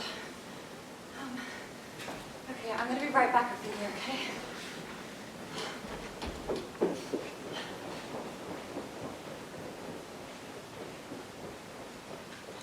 I will not speak with her. She is importunate, indeed distract. Her mood will needs be pitied. What would she have? She speaks much of her brother. Says she hears those tricks of the world and hems and beats her heart, spurns enviously as straws, speaks things in doubt like Harry but half sent. Her speech is nothing.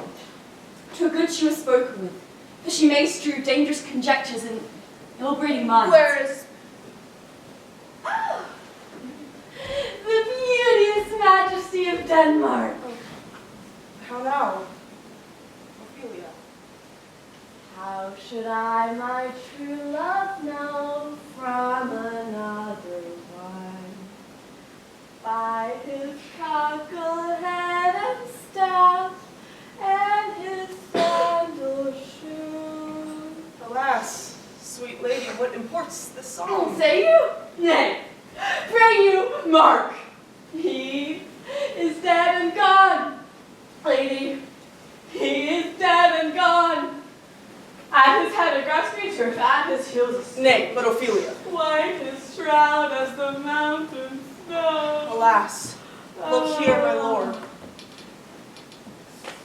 How do you, pretty lady? Well, Lord, they say the owl was a baker's daughter. Lord, we know what we are, but not what we may be. God be at your table. Let's see if our brother. Pray, let's have no words of this. But when they ask you what it means, say you this. Tomorrow is St. Valentine's Day. All in the morning time, and I am made at your window to be your Valentine. Then up he rose and donned his clothes and tapped the chamber door. Let in a maid who, when she left, wasn't a maid anymore. Pretty Ophelia. Indeed! I don't know, I'll make an end on it. By kiss and sincerity, alack and God, for shame! Young men will do it, and if they don't do it, by God, they are to blame.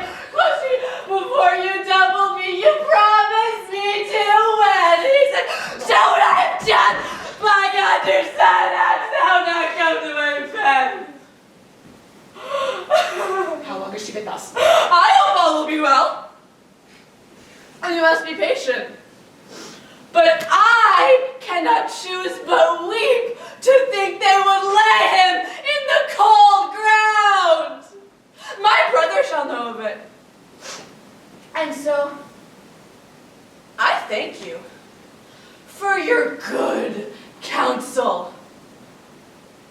Come, my coach.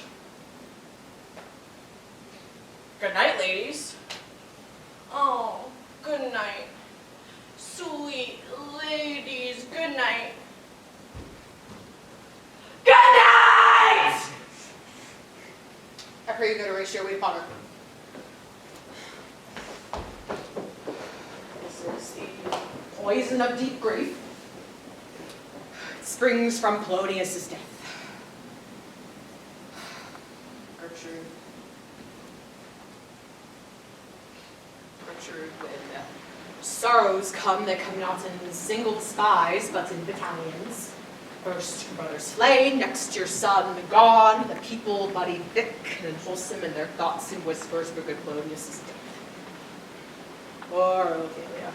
Her brothers in secret come from France, feeds on his wonder, keeps himself in clouds, and wants not pleasures to infect his ear with pestilent speeches of his brother's death. Where necessity of matter Becker, but they stick our person to array and there. Oh my dear Gertrude. This, like to a murdering piece in many places, gives me superfluous death. Where is he? Alack, what noise is this? Save yourself, my lord! The ocean overbearing of his list eats not the flesh with such impetuous haste as young Laertes and a rider's head overbears your officer! Oh, thou vile king, give me my brother! Holy good Laertes! What's the cause, Laertes, that rebellion looks so giant-like? Let him go, Gertrude, do not fear our person. There's such divinity doth hedge a king that treason can repeat what it would at Sedon's will. Tell me, Laertes, why thou art thus incensed. Let him go, Gertrude. Speak now. Where is Polonius? Dead, but not by him. The man is filled. How came he dead? I'll not be juggled with I dare damnation. To this point I stand, that both the world I give to negligence, let come what comes, only I'll be revenged most thoroughly for my brother. Who shall stay you? My will, not all the world. And for my needs I'll husband them so well that they shall go far with little. Good Laertes, if you desire to know the certainty of your brother's death, is written in revenge that swoop stake you will draw both friend and foe, winner and loser. None but his enemies. Well, you know them. To his good friends thus wide I'll ope my arms, and like the kind life-rendering pelican repass them with my blood. Why now, you speak like a good child.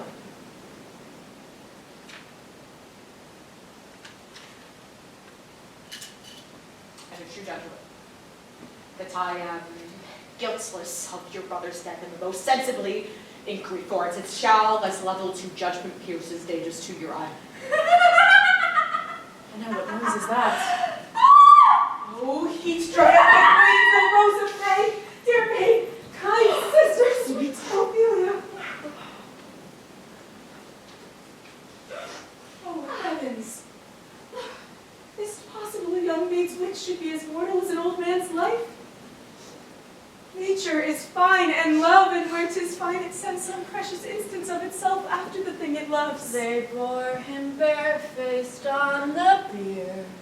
Hey, nonny, nonny, hey, nonny. And in his grave rained many a tear.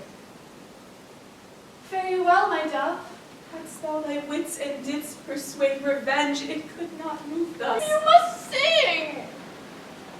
A-down, a-down, and you call him a-down. Oh, because it was a false steward that stole his master's daughter. This nothing's more than matter. Rosemary, that's for remembrance. Pray you, love, remember. There's pansies. That's for thoughts. Document in madness, thoughts and remembrance fitted. There's fennel for you. Columbines. There's rue for you. And here's some for me. We may call it Herba Grace Sundays. Oh, you must wear your rue with a difference. There's a daisy. give you some violets, but they withered. Oh, when my brother died. They say he made a good end. For bonny sweet Robin is all my joy. Thoughts and affliction, passion, hell itself, she turns to favor and to prettiness. And will I not come again? Will I not come again? No, no, he is dead. Go to thy deathbed. He never will go. God have mercy on his soul!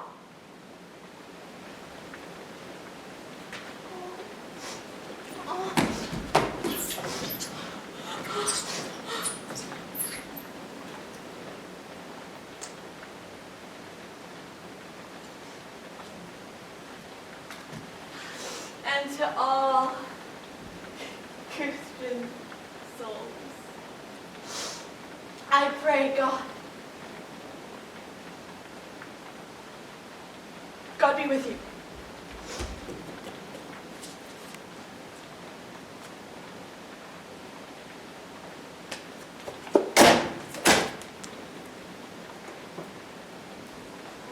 God, do you see this? Laertes, I must commune with your grief, for you deny me my right. Go depart, make choice of whom your wisest friends you will, and they shall hear and judge twixt you and me. If by direct or by collateral hand they bind us touch, we will our kingdom give our crown, our life, and all that we call ours to you in satisfaction. But if not, be you content to lend your patience to us, and we shall jointly labor with your soul to give it due content. Let this be so. His means of death, his obscure burial, no trophy, sword, nor hatchment o'er his bones, no noble rites, nor formal ostentation cry to be heard, as were from heaven to earth, that I must call into question. Shall be so. And where the offenses of the great axe fall, I pray you go with me.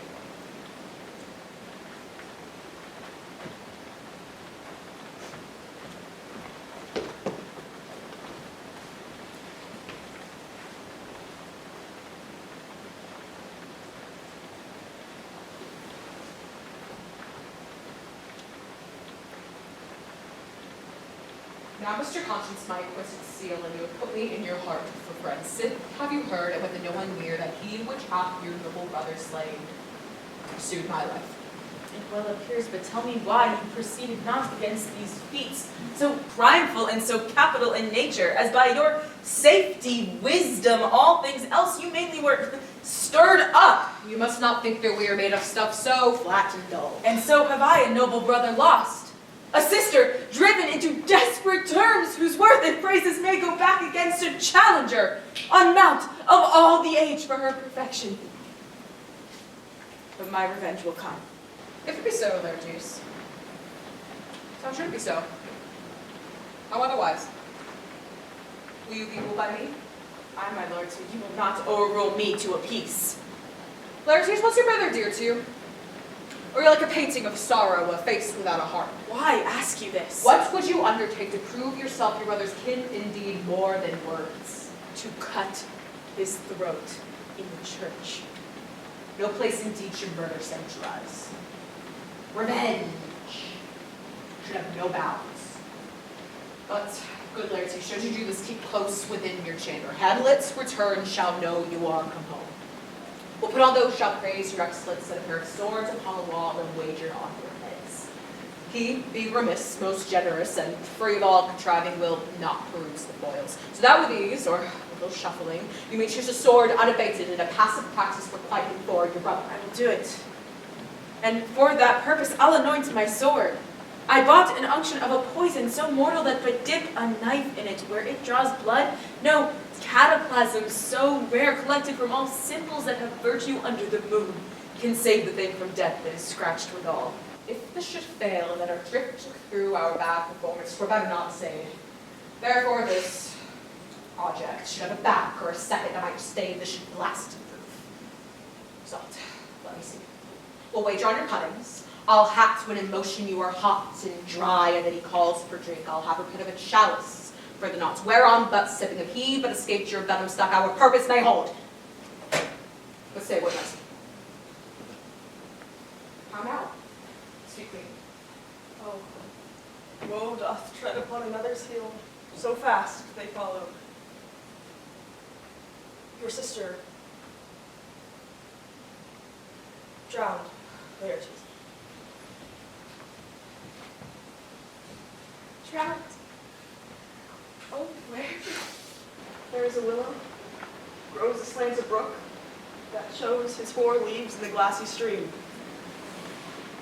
There, with fantastic garlands did she come of crowflowers, nettles, daisies, and long purples. There, on the pendant boughs, her coronet weeds, clamoring to hang, an envious sliver broke, when down her weedy trophies and herself fell in the weeping brook. Her clothes spread wide and mermaid-like. A while they bore her up, at which time she chanted snatches of old songs, as one incapable of her own distress, or like a creature native and endued into that element.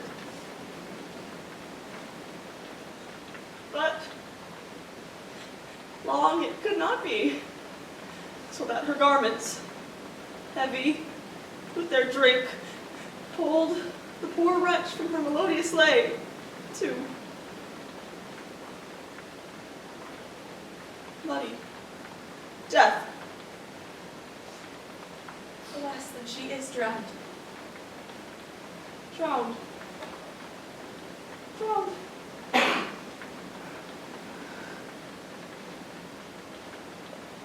So much water hast thou, poor Ophelia, and therefore I forbid my tears. But yet it is our trick nature her custom holds. Let shame say what it will, then these are gone, the woman will be out. Adieu, my lord, I have speech of fire that fame would blaze, but that this follow doubts it. Let's follow Gertrude. How much I have to do to calm his rage. Now I fear this will give it start again. Therefore, let's follow.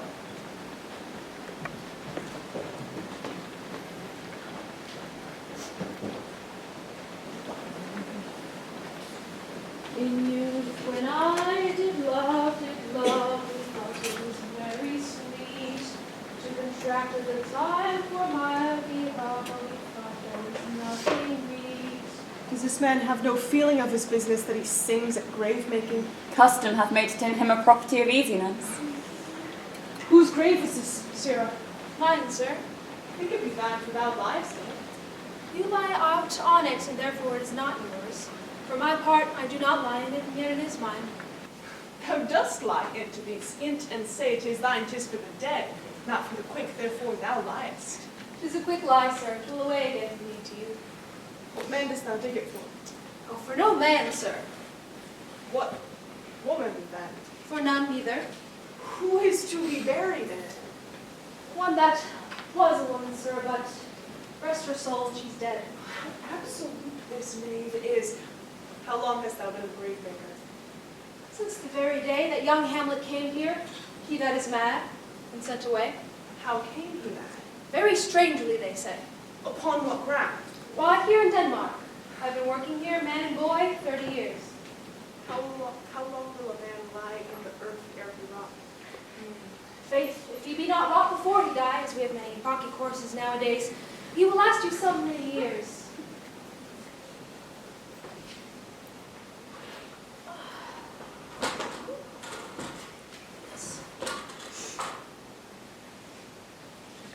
There's a skull now. This hath laid you in the earth a long while. Whose was it? A poor son and a mad fellow as it was. Whose do you think it was? Nay, I know not.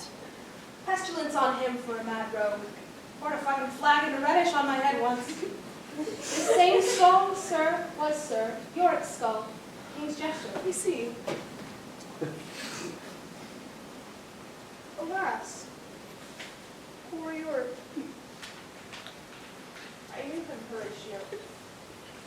Fellow of infinite jest, of most excellent fancy. Why, here hung those lips that have smiled at me I know not how oft.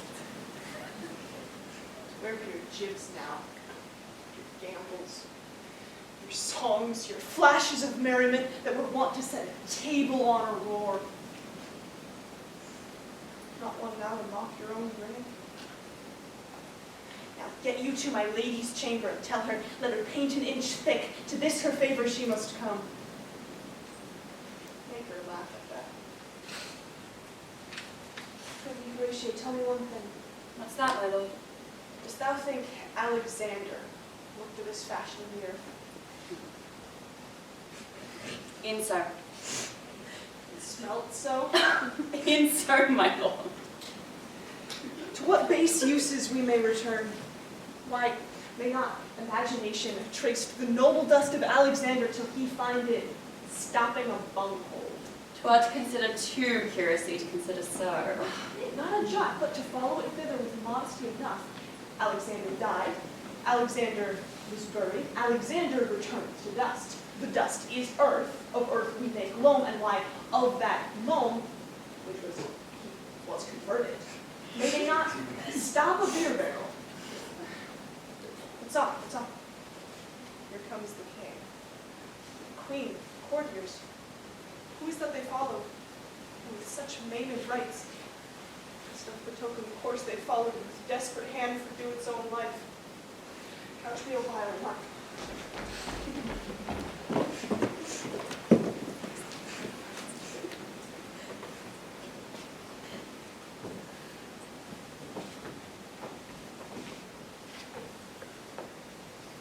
Make her in the earth, and from her fair and unpolluted flesh may violets spring.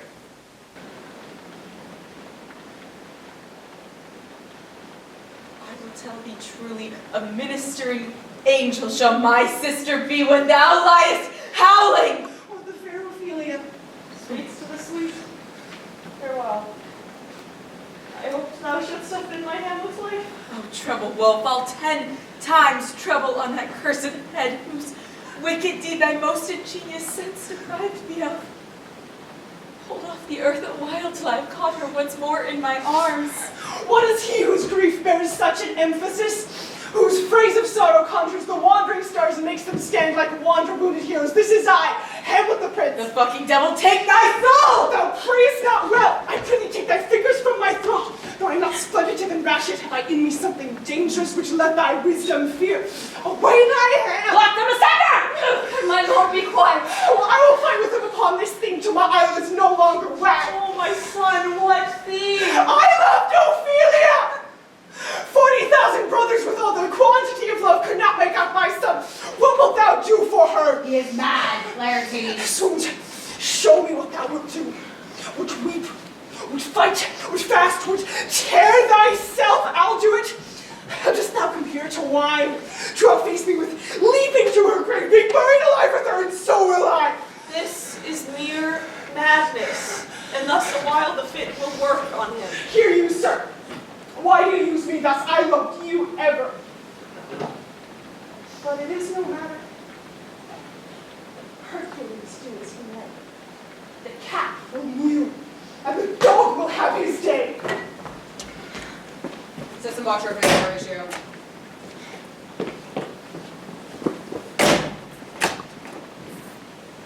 Strengthen your patience in last night's speech. We'll put the matter to the present question. Gertrude, set some watch over Hamlet. This grave shall have living monuments, and out of quiet shortly shall we see, till then in patience our proceeding be.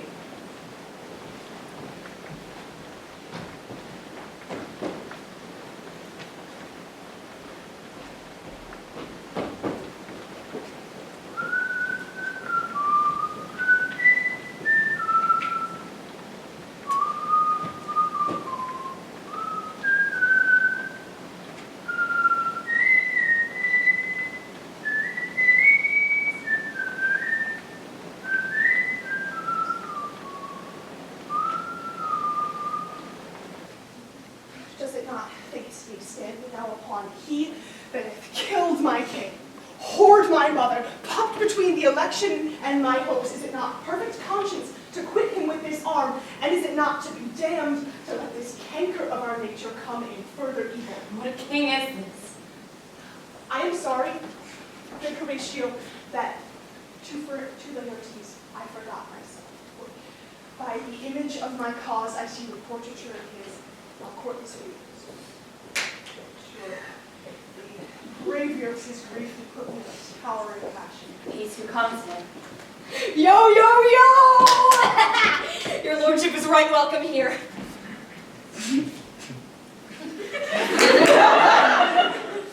I humbly thank you, sir. Dost know this waterfly? No, my lord. Thy state is more gracious. Sweet lord, if your lordship were at leisure, I should impart a thing to you from his majesty. I will receive it, sir, with all diligence of spirit. My lord, his majesty bade me signify to you that he has laid a great wager on your head. He has nearly come to court.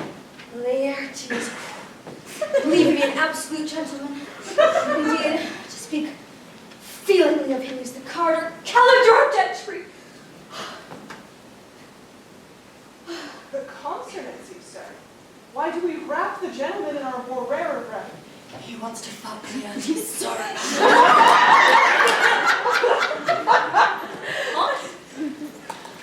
It's not possible to understand in another tongue. You will do it, sir, really. What imports the nomination of this gentleman?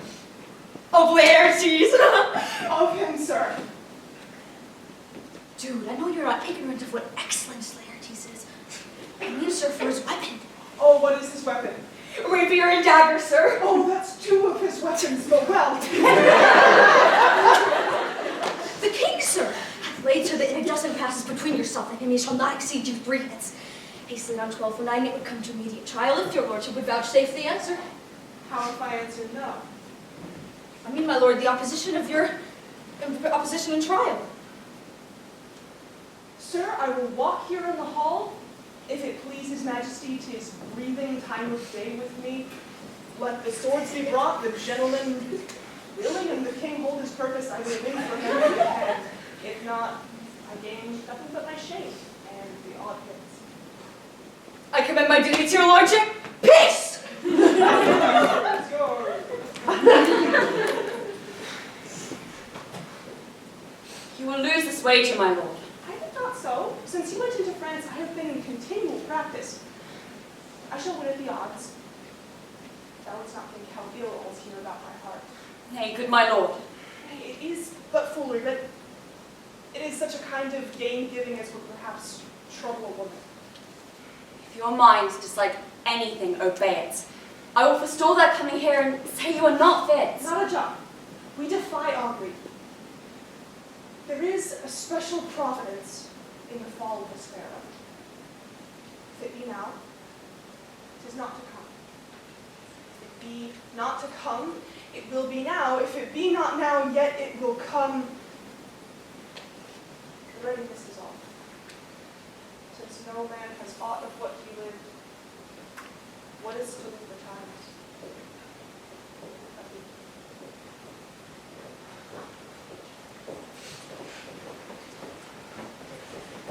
Come, Hamlet, come. Take this hand from me.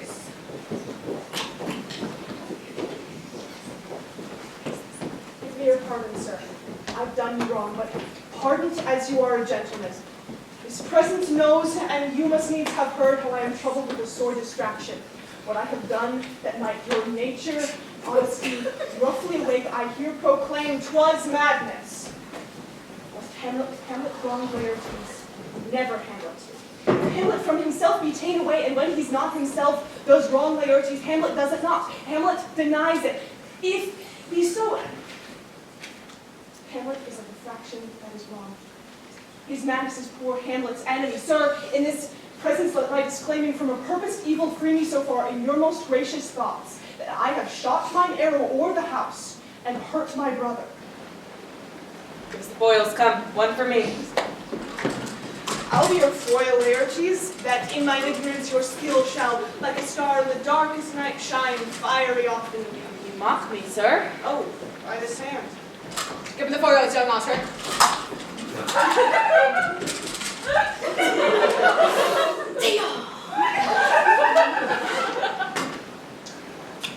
Cousin Hamlet's. You know the waiter. Very well, my lord. Your grace hath laid the odds on the weaker side. I do not fear. I've seen you both. But since he is better, we have therefore odds. Simply come and drink upon that table. If Hamlet give first or second fit, the king, or put in the answer third exchange, the king shall drink to Hamlet's better brother.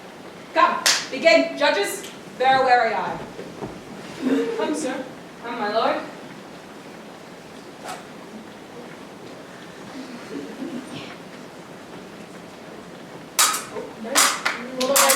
Nice, well done. No! Judgment? It's a very palpable hit. Well, again. Stay, give me a drink. Hamlet's? This pearl is thine, here's to thy health. Give him the cup. I'll play this bout first, set it by and water. Come. Yeah. A touch, I confess. Hamlet shall win. He's weak and scant of breath. Come, Hamlet, take my napkins, rub thy brow. The queen carouses to thy fortune, Hamlet. Good madam.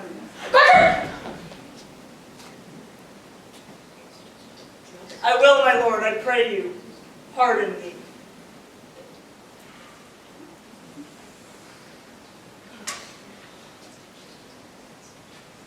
I dare not drink it, madam, by and by. Come, let me wipe thy face. My lord, I'll hit him now. I do not faint. Come, Laertes, for the third. You do but dally. I pray you, pass with your best violence. I am afeard you make a wanton of me. Say you so? Come on. Away. Yeah. Nothing out of the way. Do it. Now. Oh, fucking bastard! Away.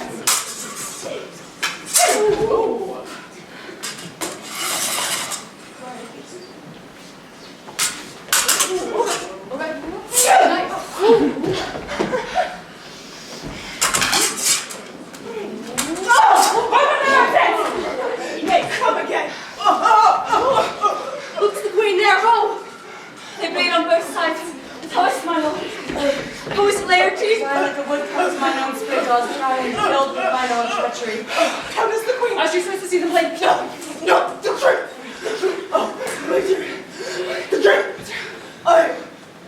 Poison! Villainy! Let the doors be locked! Treachery! Speak it out! This I'm out! Laertes, no! It is here, Hamlet. Hamlet, thou art slain. No medicine in the world can do thee good. In thee there is not half an hour of life. The treacherous instrument is in thy hand, unhated and envenomed. The foul practice turns itself on me. Lo, here I lie, never to rise again. Thy mother's poison, I can no more. The king's to blame. The point envenomed too. Then venom to thy work. The very words I have heard. Hear thou incestuous, murderous, damned dame, drink off this potion. Is thy union here? Follow my mother.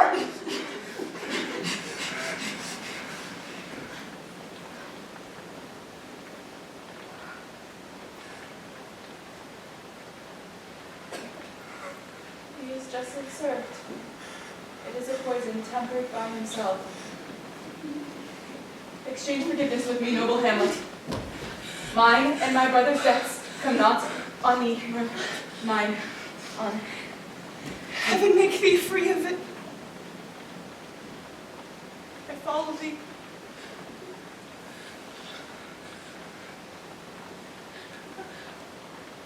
I am dead, Horatio. Wretched queen. Adieu.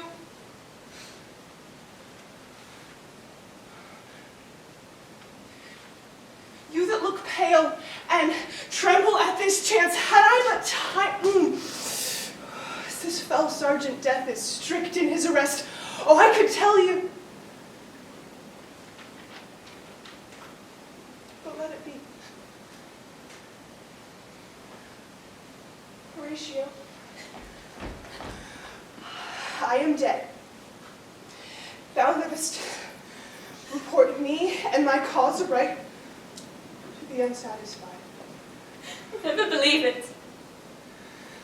I am more an antique Roman than a Dane. Here's yet some little left. As thou wert a man, give me the cup. Let go my head, I'll have it.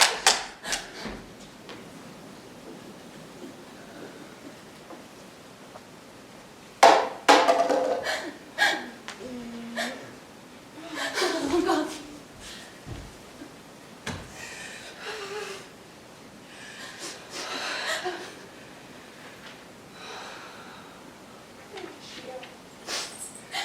What a wounded man. Things standing thus unknown shall live behind me.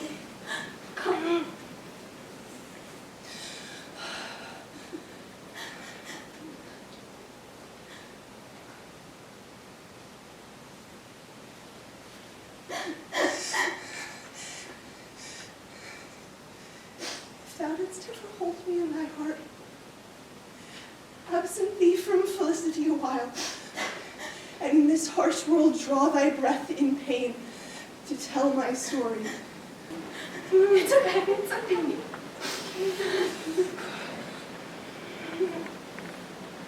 Horatio, golden poison quite crowns my spirit.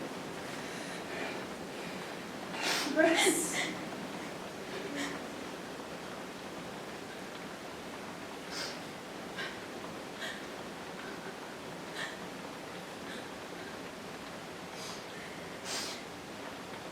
Hamlet.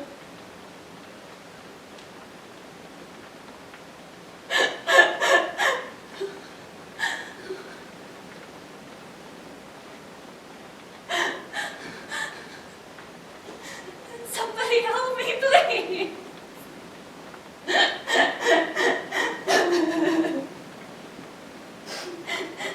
Don't leave me.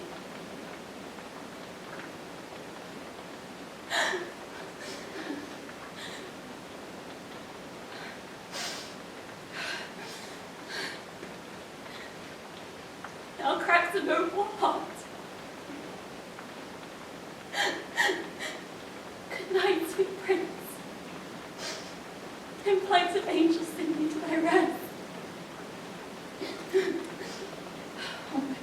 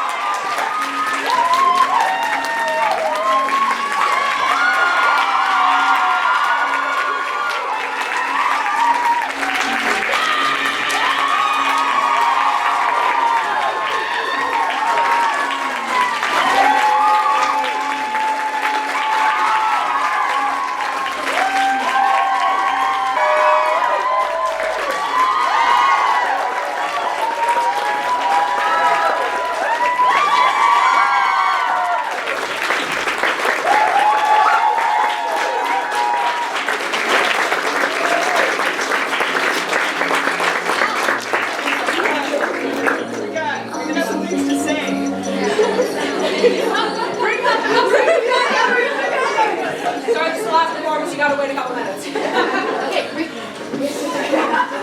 I'll take one.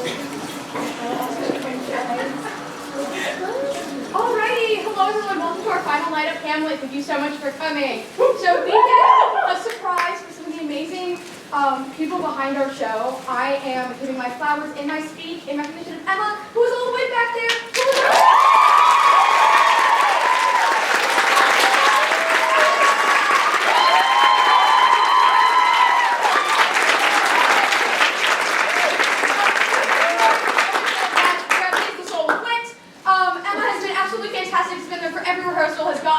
Our schedules, has gotten our props, has made sure that we don't miss our cues like she did the first night for me. All while like doing her organic chemistry homework, which I also did and I really understand, and she's so awesome for that. Truly gave her heart to this show, and this production would not have been possible without her staying on our asses in the best way and making sure that we are here and keeping attendance and keeping us accountable. So can we give another hand of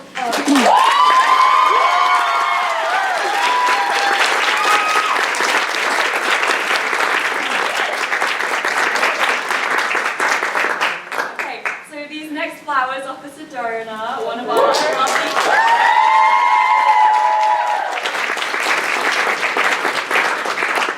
Sedona is just the sweetest, like, honestly, so compassionate, so caring, so patient. And she is the one who makes sure that we are always on our lines. We had a great line through, and Sedona was there to make sure that none of us forgot. And she's so on it, and she's so just incredible. Like, we honestly couldn't have wished for a better technical director. She's breathed life into this show, along with Hazel and Emma. And we love her so much, and thank you, Sedona. You're the best.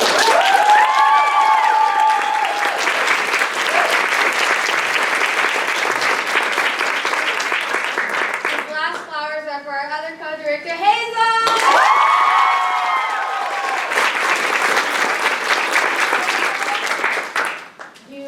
One of the most accommodating people I've ever met.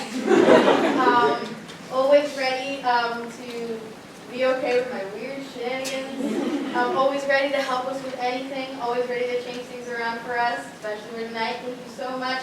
Really appreciate your kind gestures. The sweetest ever. Thank you so much for everything. Thank you for making this a great Smith show for all of us.